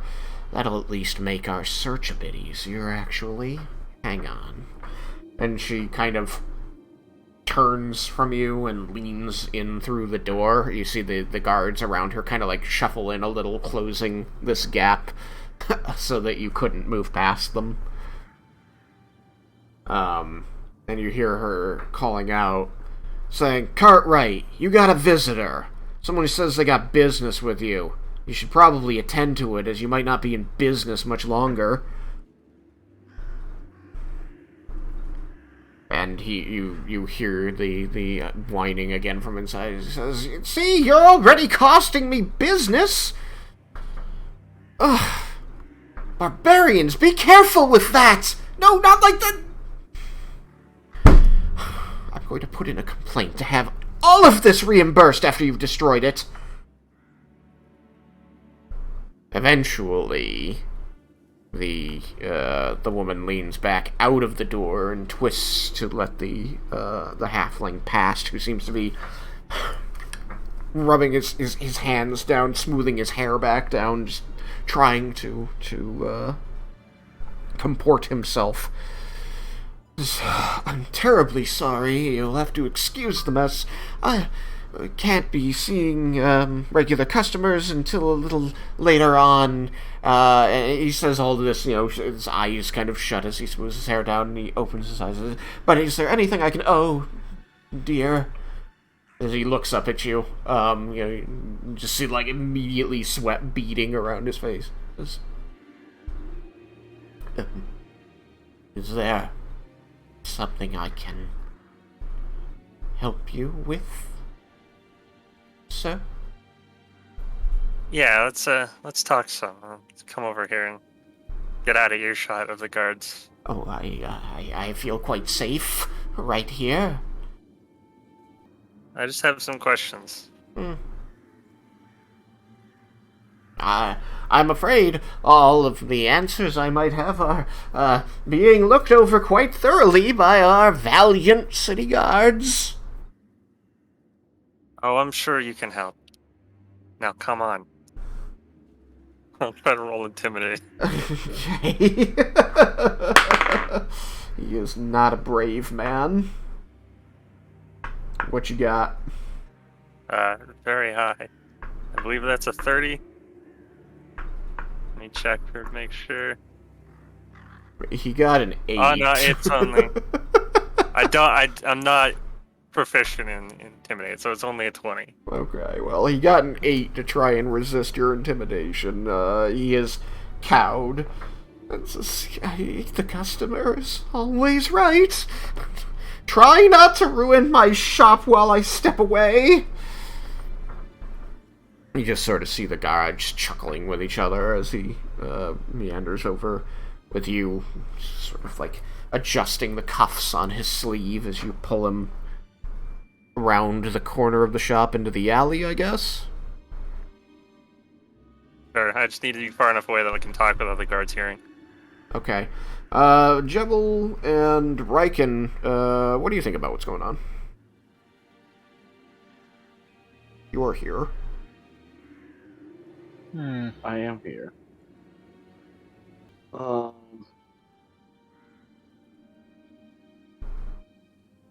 there's a bit of a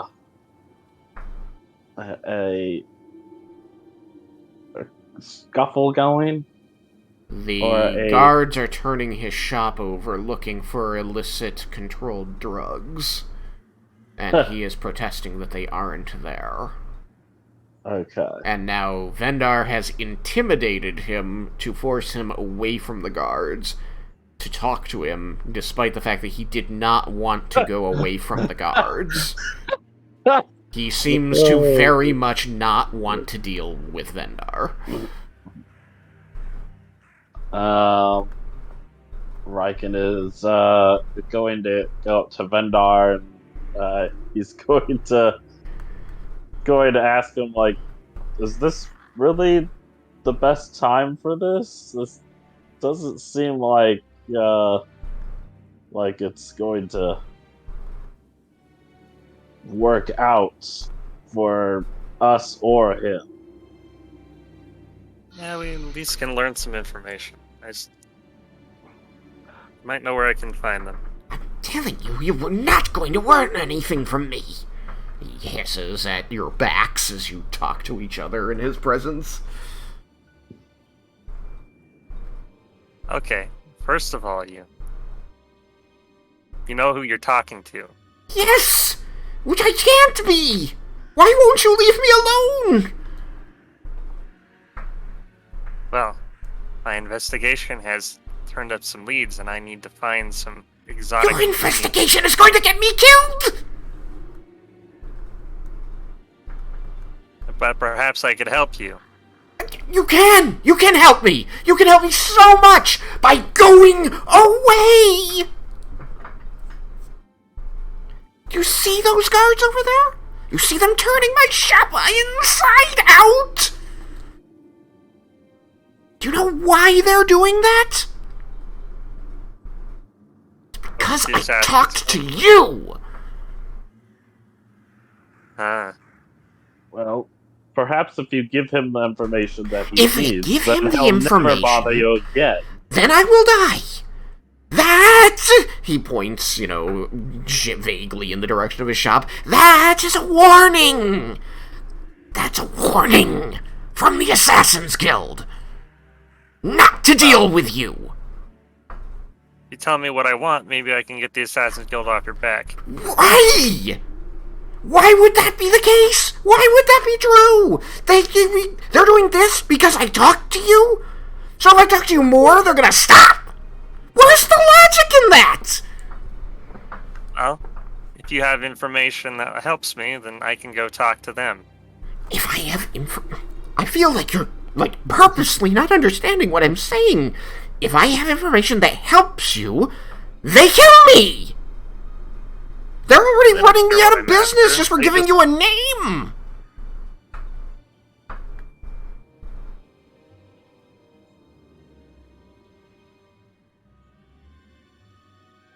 What if you give the information to me instead of him? Yes, that will fool them completely. They will never know that you two are associated or that I helped him indirectly through you. They will never figure it out. It's a master plan. Oh. If you don't want my help. I don't! I want to pretend that I've never met you. That's what I want. Yeah, well. Good luck with that. I will Sure, have your so business much will luck do once so well. Good luck with your investigate with your whatever what this trying to think of a good word for what's good luck with this Yeah, tripping over your words like that really oh my takes god. the edge off the intimidation. Pretend this Yeah, worked good luck the with first your, time. Yeah, no, I feel stupid now. Good luck with your scrim problem. Yeah, sure. Good luck with your scrim problem.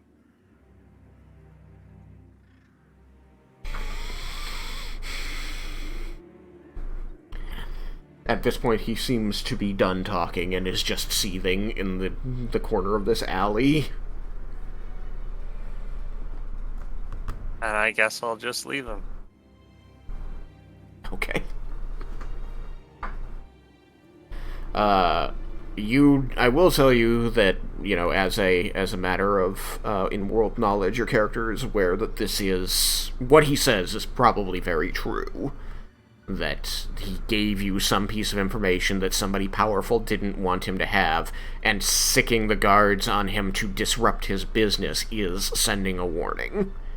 And it will escalate from there.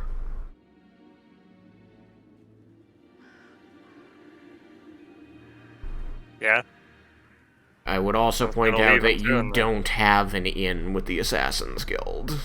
So, if No, they hate me, but I could go talk with them. You had an I'm aim betting once our- upon a We time. can I'm go betting our fuck group could with wipe them. out the Assassin's Guild. Oh my god.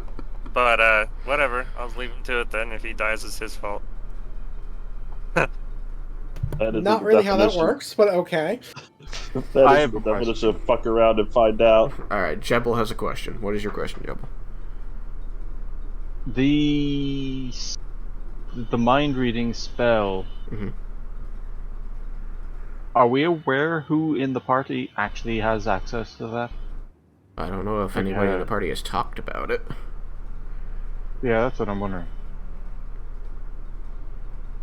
Because I know some people have cast it, but I don't know if I they- have talked about it before. I believe that if you've talked about it, it would have been when you were dealing with the Drow and Volinar. Yes. Although specifically it was when we were dealing with the crowd. I was attempting to reveal that information so that I could use that as evidence that the Drow were not against them. So I Faction, had that was the spoken word about I was this looking to for. the general public, not just the party. Faction? What? Alright, so yes, you're aware, Jebel, that Cyrus can read minds. So then I would say to Vendar, stealthily, gonna whisper to him, like, why don't we get Cyrus?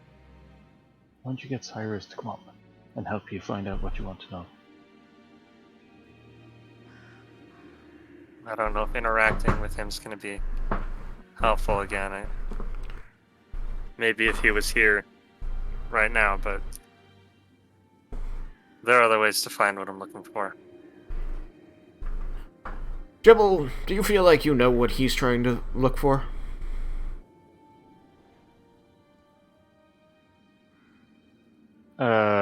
Vendar. Yes. Does Jebel know what Vendar is looking for? Did Vendar mention it out loud? Yes. Because I know I know that it's something about the poison used on. I don't specifically know what the ingredients are, but I know there are 2 exotic ingredients. Vendar knows specifically what they are, though. Jacob. I figured. Like, you know the names. Yeah, I figured Vendar nailed it. I don't. I can't tell you. Yeah. So, I want each of you to roll a wisdom check. Jebel and Vendar. Just straight wisdom. He doesn't know anything about it. 21. Alright. Rolled a 19. 18. 18. Okay. Rolled a 13. You both know, especially you are kind of pushed back toward this knowledge in the wake of this lead turning into a dead end, that you two, specifically, have spent a great deal of time lately developing your alchemical abilities to make poisons and potions. You are also both aware, due to yesterday's discussion, that Jebel has access to creatures either by transforming or by talking to them that can locate things by smell or sight. So you begin to get this idea that you might be able to seek these things out yourself by means other than people around you.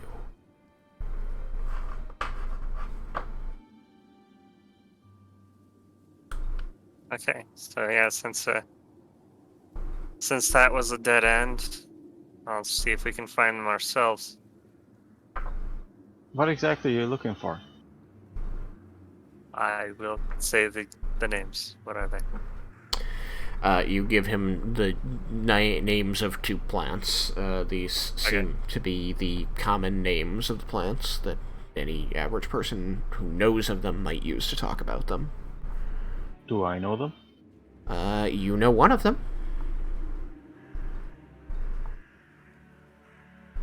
You know that one of them grows in the forest where your home village is. They're like, yeah, I know that one. Do I know where they might grow? Do you know where they might grow?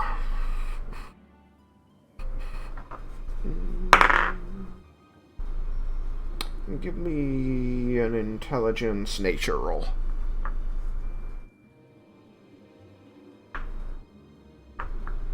That's a 9. You do not. Your knowledge of how to mix things is very good, but you didn't spend as much time learning to forage and find these plants, or learn of where they grow. You have been developing it lately, though, so you are better than you once were.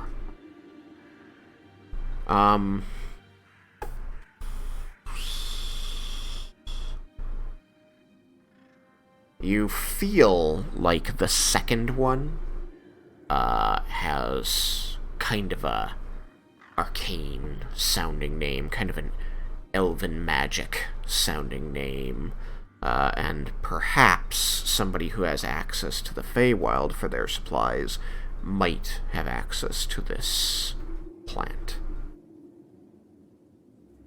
You know this because of your extensive travels, dealings with the Mages Guild, and journey to the Feywild. Let's go check the Mages Guild. Maybe they'll have what we need.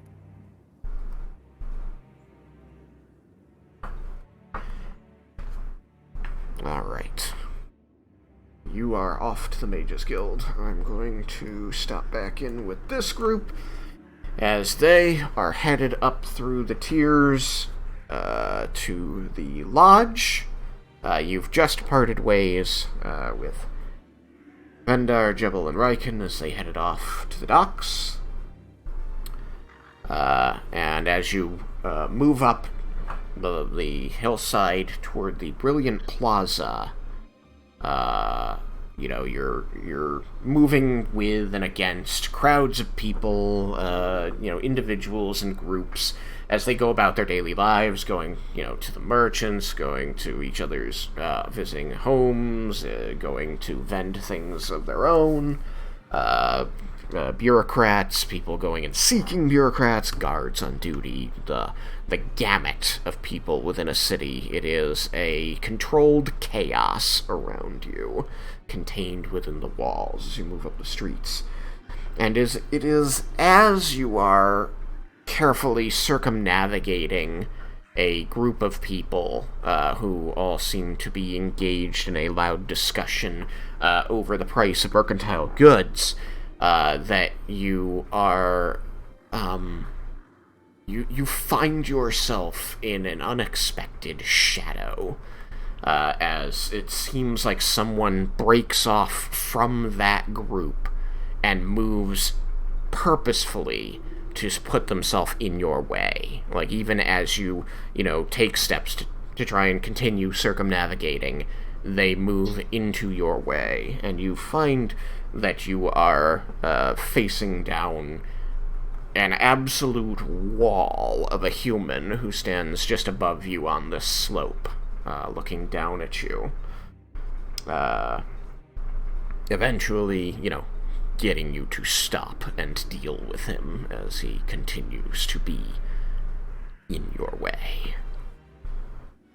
He is wearing full plate armor, which clinks as he moves, and protruding over his left shoulder you see the very large metal head of a hammer, with a pointy spike protruding from its top center.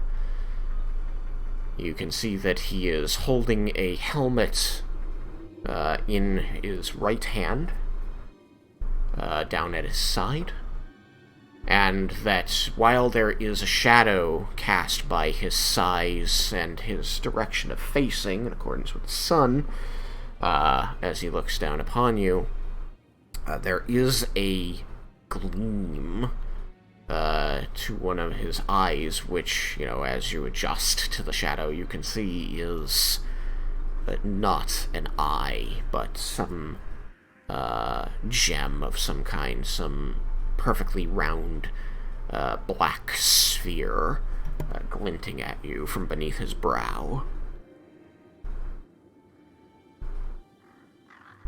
And as he gets you to stop, he looks over the group and says, "Forgive me for interposing, but I need to speak with you."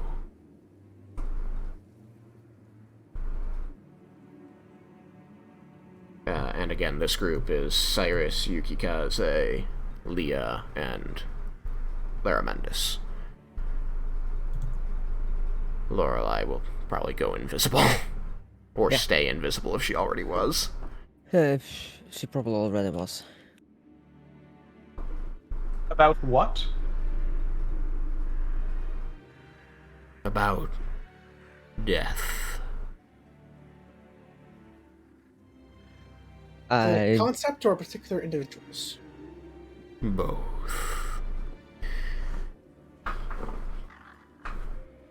He clearly has no weapon in his hand, and his helmet appears to be, is in his right hand, which, more people are right-handed than left-handed. It is possible that he has done this on purpose. He has not drawn the weapon, he is not wearing the helmet, he has let you see his face.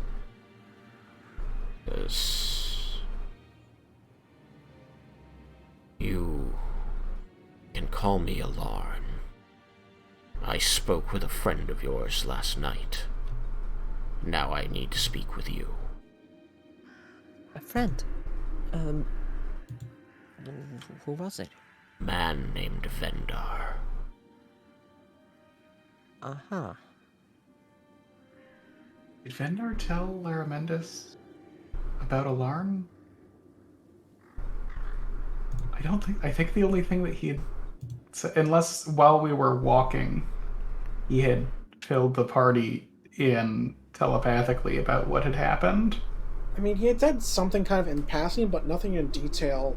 But that was last night, or I suppose this morning.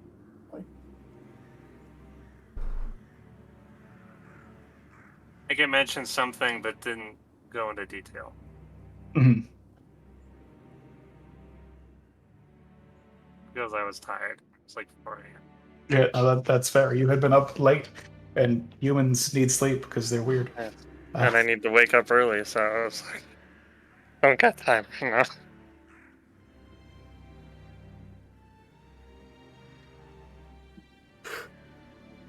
Did he do something last night? Yes. He learned an important ritual from me. Arminus perks up at this. Cyrus will somewhat as well, but not nearly as much. Vendar learned a ritual? Is Yes. this poison related? He narrows his good eye and says, "No. Please.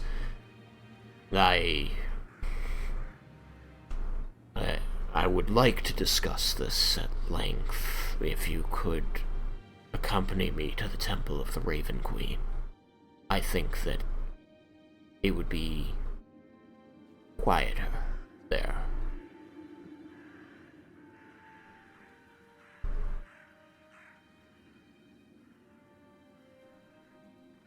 I look at Larmendis for confirmation. Arminus, knowing that this is a very large man who had stopped us from moving, is going to lead the way. He's not nearly as tall, anywhere near as tall as your Dragonborn, but he is very imposing in the way he carries himself. Is he hot?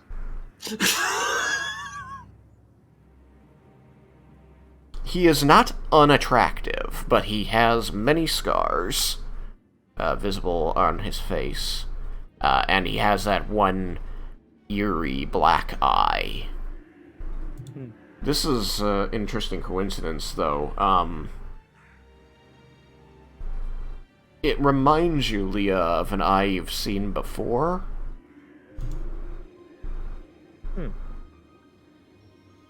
Can I roll history to see if I remember? Yeah. Let's see.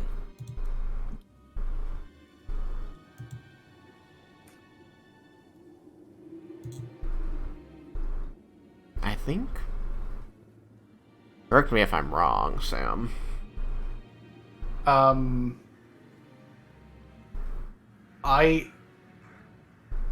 I out of character am not entirely sure what you're hinting at. I could be remembering wrong, but I thought the man in Braithen had an eye similar to this. At least in appearance.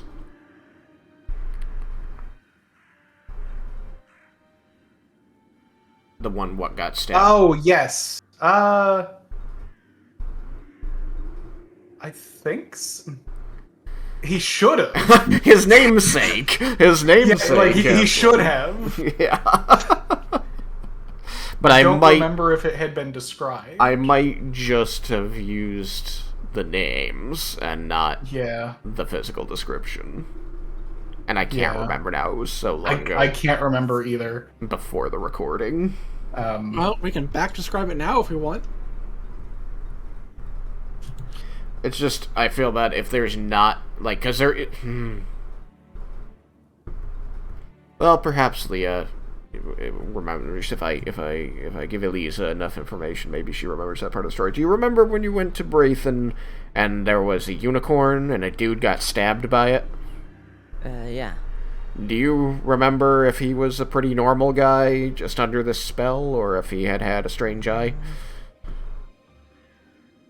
Was that one of those people like actively trying to stop us? Yep. No, I can't remember his physical description. He would have been the one that we supposed to go and talk to because he was the brother-in-law of the dude who sent us to the town. Yeah. All right, yeah. Yeah, I remember that. I still do not remember how it looked like, but yeah. I know that they all had that fog in their eyes, and you used remove curse, and it would disappear momentarily. One shining moment of clarity before it just was pulled away from them. Yeah, but I don't remember if he had a special eye or not. I know. So the problem is that his namesake did, but I don't think he did. So I feel like I've misled here. So anyway, I mean, yeah, I apologize. Leah doesn't remember anyway because I got a 2. Oh, okay. Well, I don't think he had one anyway. I think I was just made a bad call. In any event, this man does have a disconcerting glass orb where his eye should be. In one of his eyes.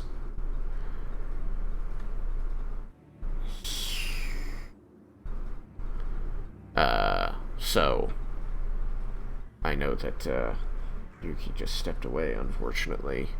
But like I said, he's not bigger than Yuki, he just is big and imposing, and especially he is trying to be big and imposing in front of you. And it seems to be working.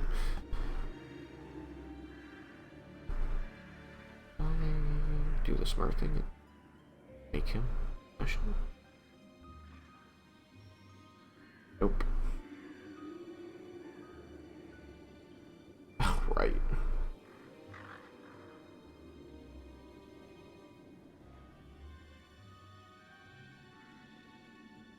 Yukikaze's back. Oh, good. I know he's got a hammer and it's not drawn, but this guy's wearing full plate at least. Yukikaze.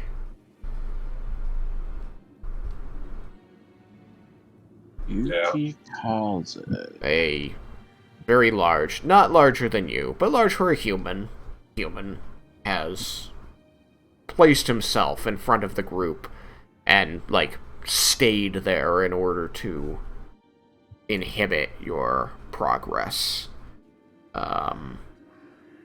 And is encouraging your group to follow him to the Temple of the Raven Queen. Leah seems ambivalent and is looking to Lair. Do you have any thoughts, as this person has told you he spoke with Vendar the previous night and taught Vendar a ritual, and now wishes to speak with you in the Temple of the Raven Queen? To us. Yes, to you. You, to them, to everybody here.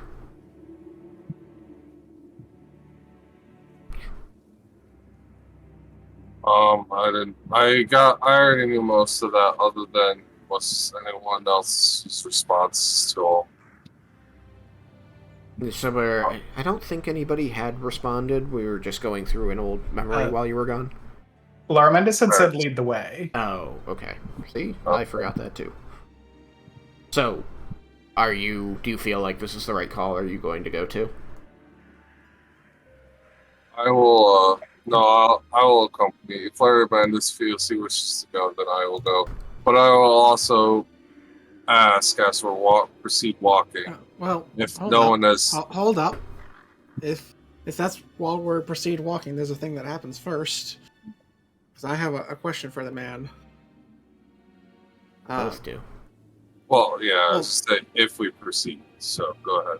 And mine's about trying to not proceed.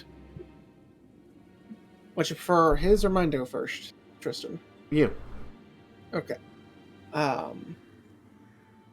Then I would ask, is there a reason that we need to go to the temple and can't simply talk here?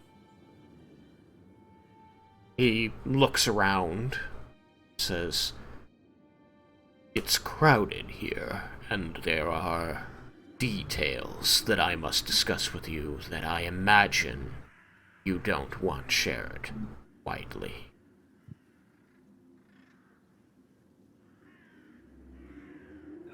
I'll kind of raise an eyebrow at him and say, fair enough, and then I am now compliant. Okay. And so this Was this just details that can be passed on to Vendor, or does he need to be there in person also? He kind of turns back over his shoulder as you ask him this, as he's leading you toward the Temple of the Raven Queen, which isn't far off. This no longer involves Vendar. I have dealt with him. Now I deal with you.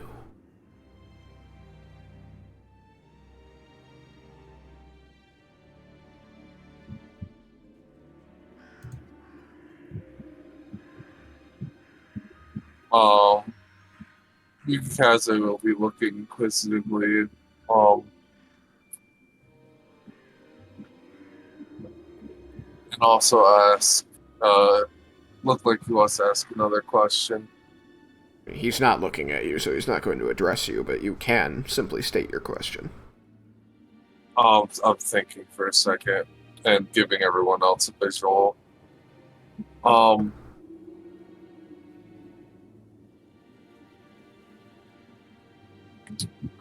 Does this is this information without details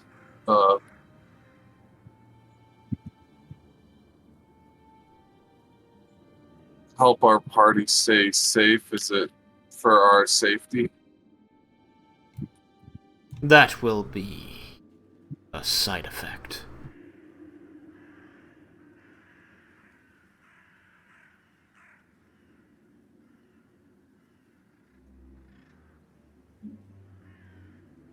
That's all I really got. Okay. He leads on very quietly. He does not seem to have anything to say to you until you get where you're going. When he gets there, he pulls open the door to the Temple of the Raven Queen. The Temple of the Raven Queen here is smaller than that in Volinar. The building is not constructed as exquisitely. It seems to be primarily wood and tile. There are similar etchings about the door in Celestial. Does anybody here read Celestial? No. I can read everything. You can read everything, that's right. You have the eyes of the Runekeeper. Her and Raiken. Cool. Yes. Let me quickly pull up, because it does in fact say the same thing. I think it's over at this page here.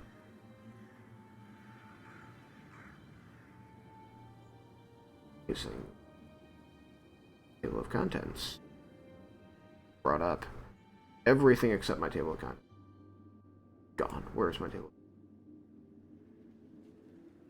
My table of contents is gone. That's awesome. So I get to just scroll through 45 pages to find it. Thanks.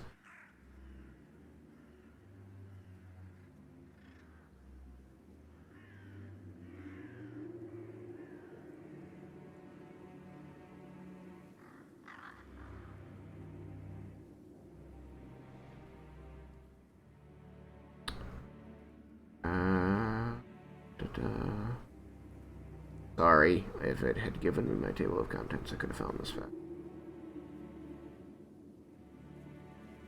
Right, here we go. So, Leah, you see that etched into the wood around the door, in carefully laid markings, done as elegantly as possible, is Celestial that reads, "All life flows in one direction and never back. It ends here."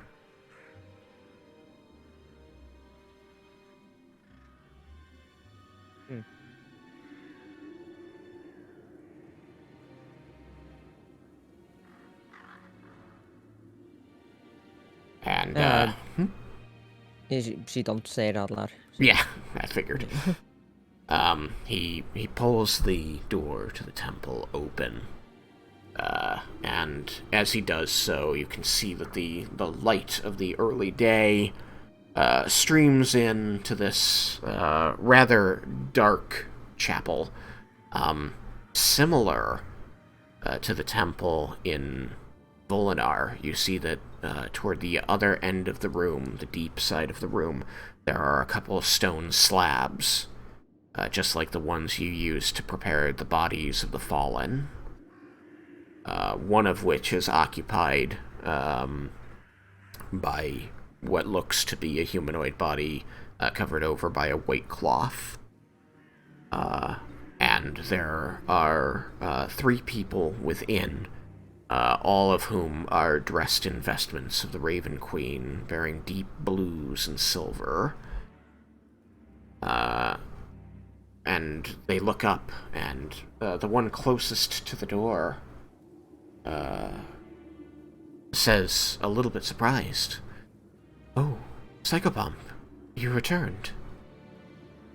And Alarn, pushing into the room and swinging his head to indicate for you to follow, just sort of grunts and says, "You don't need to call me that." Laramendis' eyes widen a bit when he is referred to as that title, because I assume that Laramendis knows what the word means. Yes. I didn't quite catch the title. She called him Psychopomp. Okay. So that is roughly what I heard. It's just not a word I recognize. Alright. It's not a common word. It is not. I honestly didn't expect most people here to know it. I know what it is. That is excellent. I love the people who are well-read.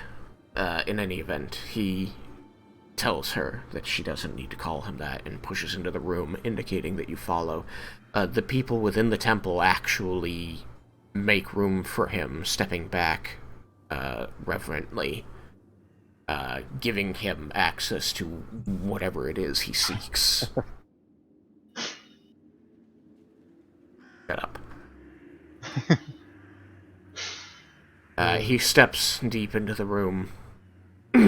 At the far end, above the slabs, you can see that, like in the temple in Volinar, there is a statue, though on a much less grand scale, of the Raven Queen. A woman wrapped in a cloak that seems to be made of feathers, and from beneath the cowl you can see, dipping low, the pointed beak of a corvid.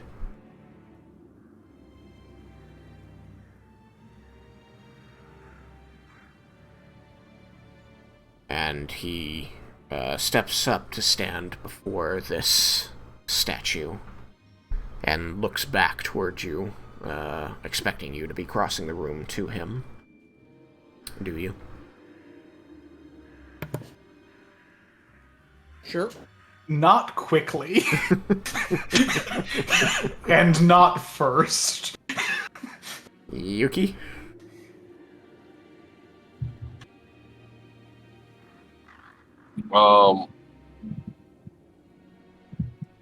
Are you going to lead the group into this room? Yeah, I'm not gonna be like rushing and moving fast. I'll just proceed forward. Okay. And Leah, the room is darkened. You know that the doors will close behind you once you pass in. It seems to be you all, him, and the 3 acolytes, or clerics as they may be, of the Raven Queen within. Well, I can't tell that it's darkened, but You're right. You cannot. I do follow where the rest is. Okay. The acolytes move to the sides of the room, folding their hands before them and bowing their heads, making themselves as innocuous and unnoticed as possible while they are in the presence of this man. And he looks over the set of you and says, "You all are mercenaries like Vendar. Is that correct?" Not really, no. Well, you might want to call it something different. That's what you've been doing. So yes, we are.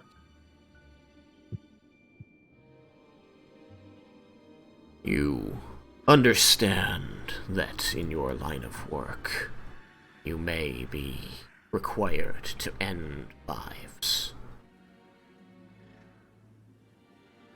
Yes.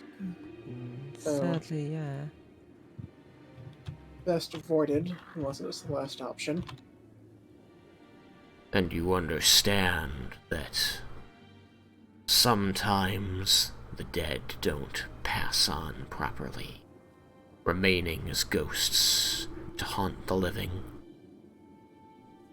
Well, there were some mummies. I don't believe I've dealt with ghosts personally, but I And dealt understand with the concept. zombies.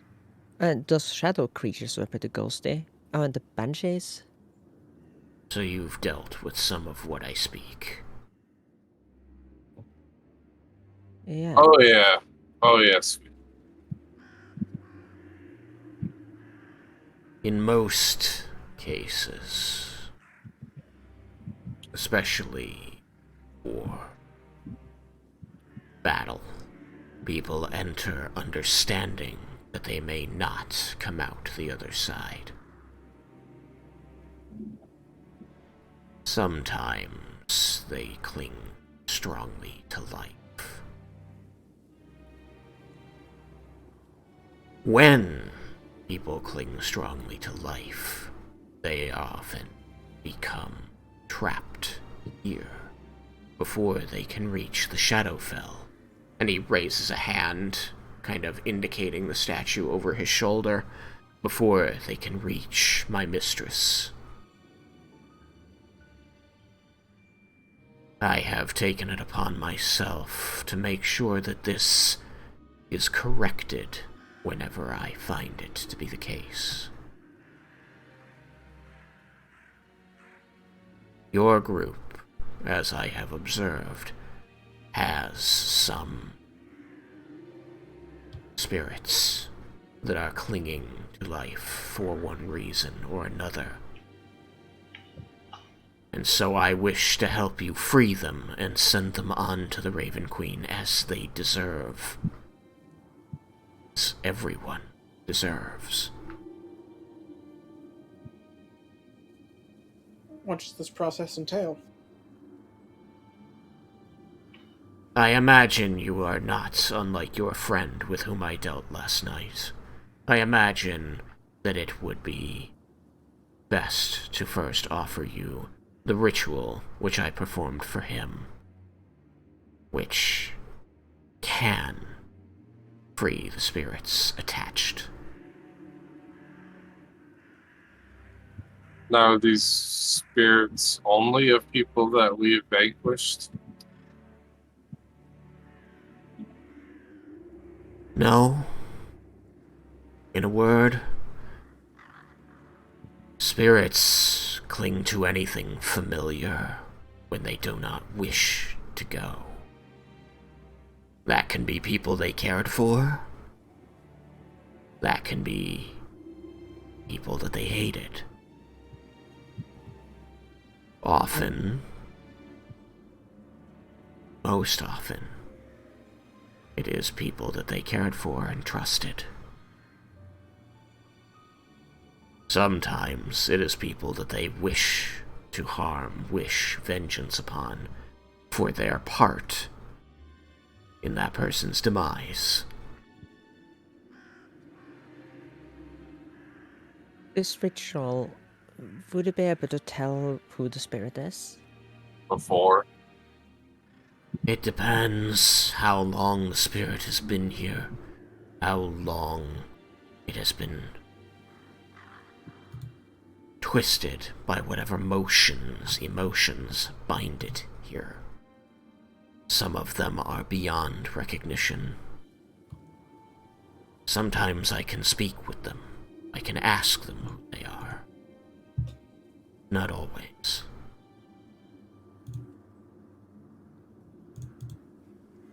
First, I need to understand who is bearing these spirits. I thought before when I saw you it was just Vendar, but I released his, most of them. And when I saw you today, there was still some following you.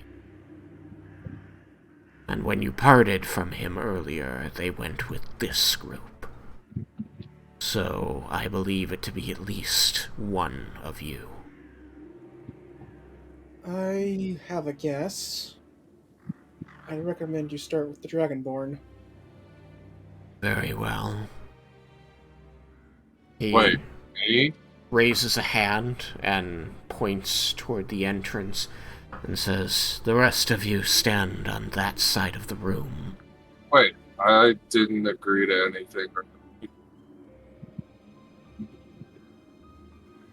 Cyrus throwing him under the bus. Alarn says, "Worry not yet. I'm only determining who the spirits are attached to, who they have such emotion for."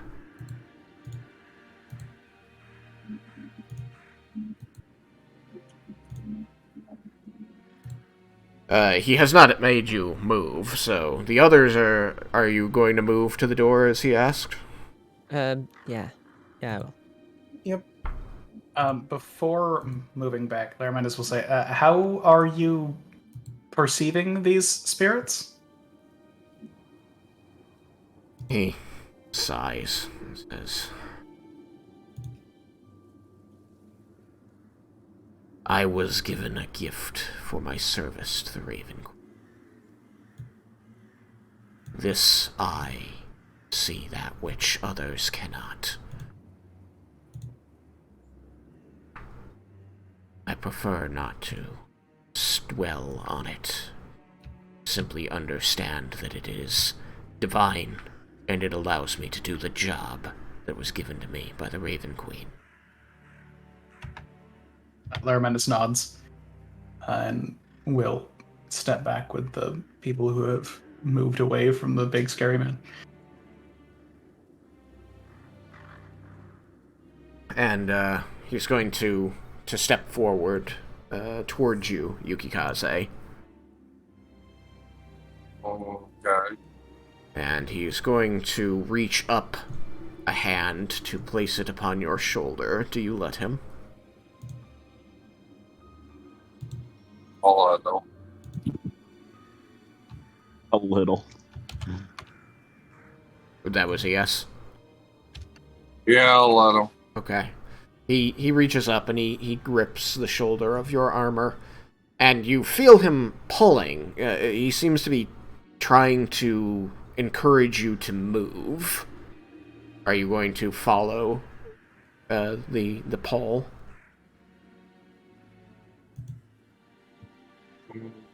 Not really, unless he says something. I'll be kind of stern.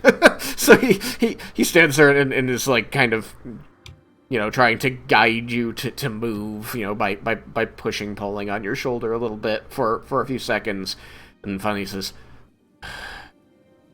"Would you please move between me and the statue so that your friends are behind me?"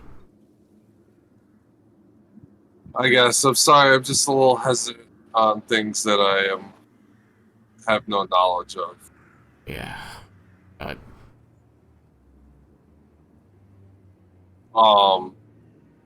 So I will reluctantly move to where you want to. Alright. And he, after you move there, he looks you over. You see him looking around you, like toward the ceiling, the walls above you, and he takes a step back and he looks around. And you kind of see him frown. He says, "He's clean." There goes that theory. And he steps aside and points across the room toward the door and says, "You can stand with them a moment." I guess I'll move away. Head over there. I would guess his family would have stuck around. I'll throw Cyrus under the bus. And he points at Cyrus. He said, "You seem eager. You're next." I wouldn't say eager, but To perhaps help. less hesitant. I'll go and stand on the other side of him. And he looks around, and you kind of see his eyes focus a moment. And he begins speaking Celestial, which I believe no one here verbally understands. Ash does. But Ash has been quiet, and I haven't asked Ash to translate anything, so... But I could perhaps translate, later. Yeah, that's my plan. And he says, "Okay." And he kind of points to the side and says, "You stand over there." Might I ask how many? 2. Not too badly either. Seems a little... Anyway, I understand what they want. The ritual will help.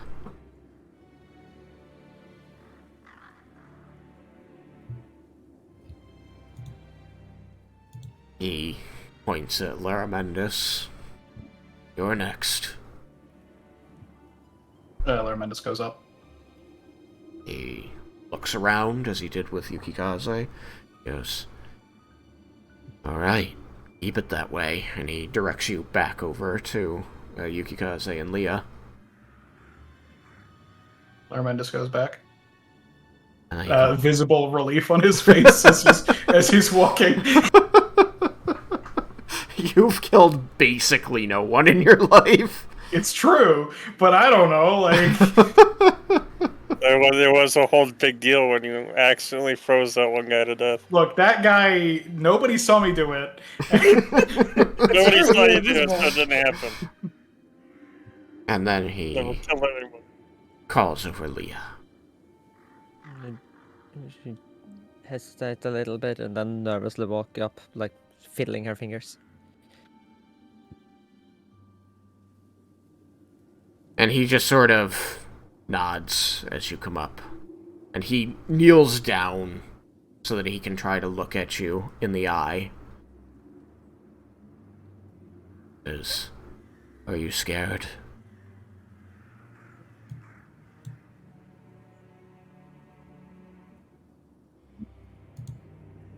I'm not sure if my microphone caught that. No. She said, "Mm-hmm." Ah. It says, I used to be scared too. Scared of a lot of things.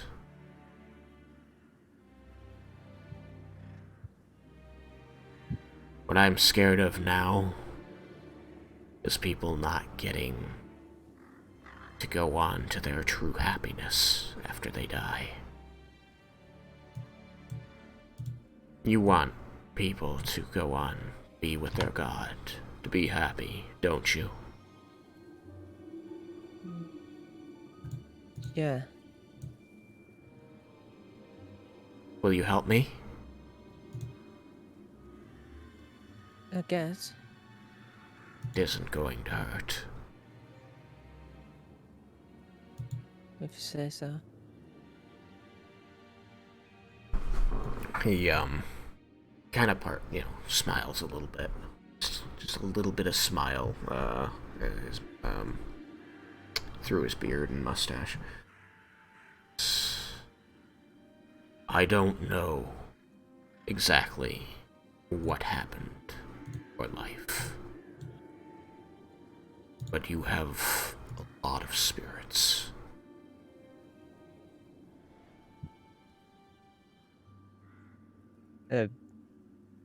She kind of bites her lips. You are very young. And even as a mercenary, I don't think you would have accumulated spirits like these, traveling with these folk, if they have not done the same.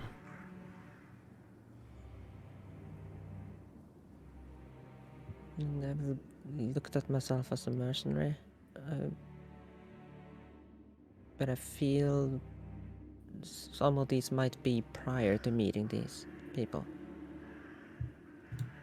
He kind of leans back from you, and he's still kneeling down, but he kind of, leans back on his leg, and he looks up. He says, yes, they are young.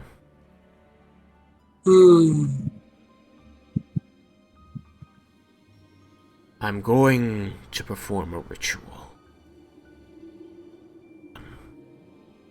This ritual is going to help these spirits to let go the emotion that binds them to you, to help them find their way to the Shadowfell, where they belong.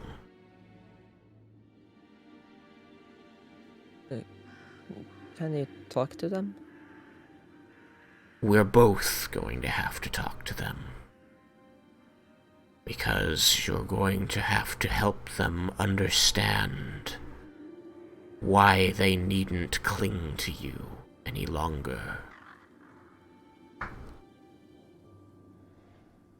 I don't know how I can do that. Well, we need to understand what you did, why they feel like they need to cling to you. Did they trust you? Do they love you? Judging by the emotions I'm seeing. They're scared. They're confused. Some are angry.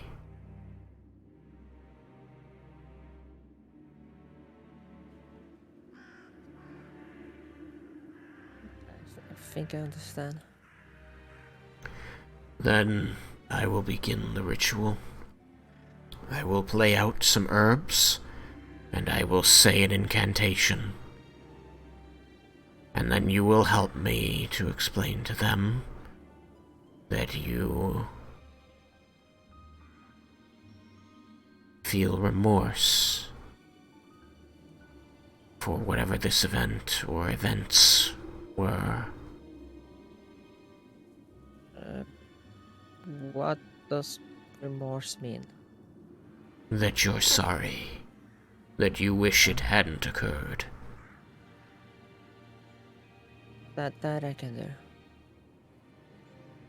It will also help if you have some examples of ways in which you have changed yourself from who you were when these things happened.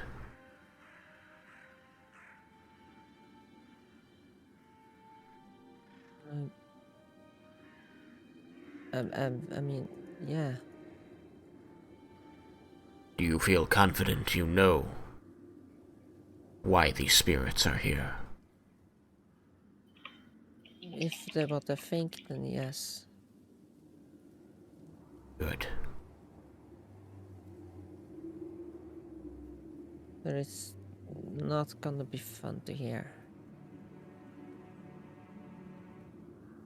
The living never find it easy to talk about death, especially the deaths of others.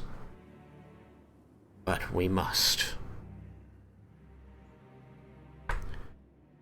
And given that we're so far over time, we'll begin here next time. Didn't even realize what time it was. I have a good idea of what Leah's spirits might be, but I'm struggling to think of what mine might. Well, no, I'm like when Tristan was explaining like this guy doing this to Vendar last session, I immediately dreaded him finding Leah because I knew she was going to have spirits. Oh, those poor kids. Uh-huh. Burned alive. Alright. I guess, Hmm. like, humanoids I can even think of having fought recently were the Drow and the Underdark, the Drow and Bromdor. That's it, actually, for humanoids I can think of having fought. Well, as I said, it doesn't need to have been someone they killed. True, which is also why the dead halfling from the Sons of the Imminent Dawn makes the bottom of the list, but since Cyrus had traveled with them, but I'd imagine there'd certainly be better candidates. Alright, everybody So please happens. take 1300 experience. Yukikaze, I want you to have a inspiration point if you haven't got one. Cyrus 2. I do have one. And sorry for throwing you under the bus. I thought surely your family killed in a dragon acid. At least one of them would have stuck around. I'm not going to comment. Alright. Well then. And also,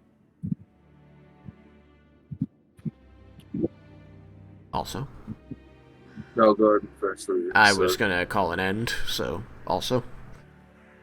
Oh no, it's not related to the game story. Oh, okay. Then, with that, I will end the stream. Bye, stream! Bye-bye. Bye. Bye-bye. Bye. Bye.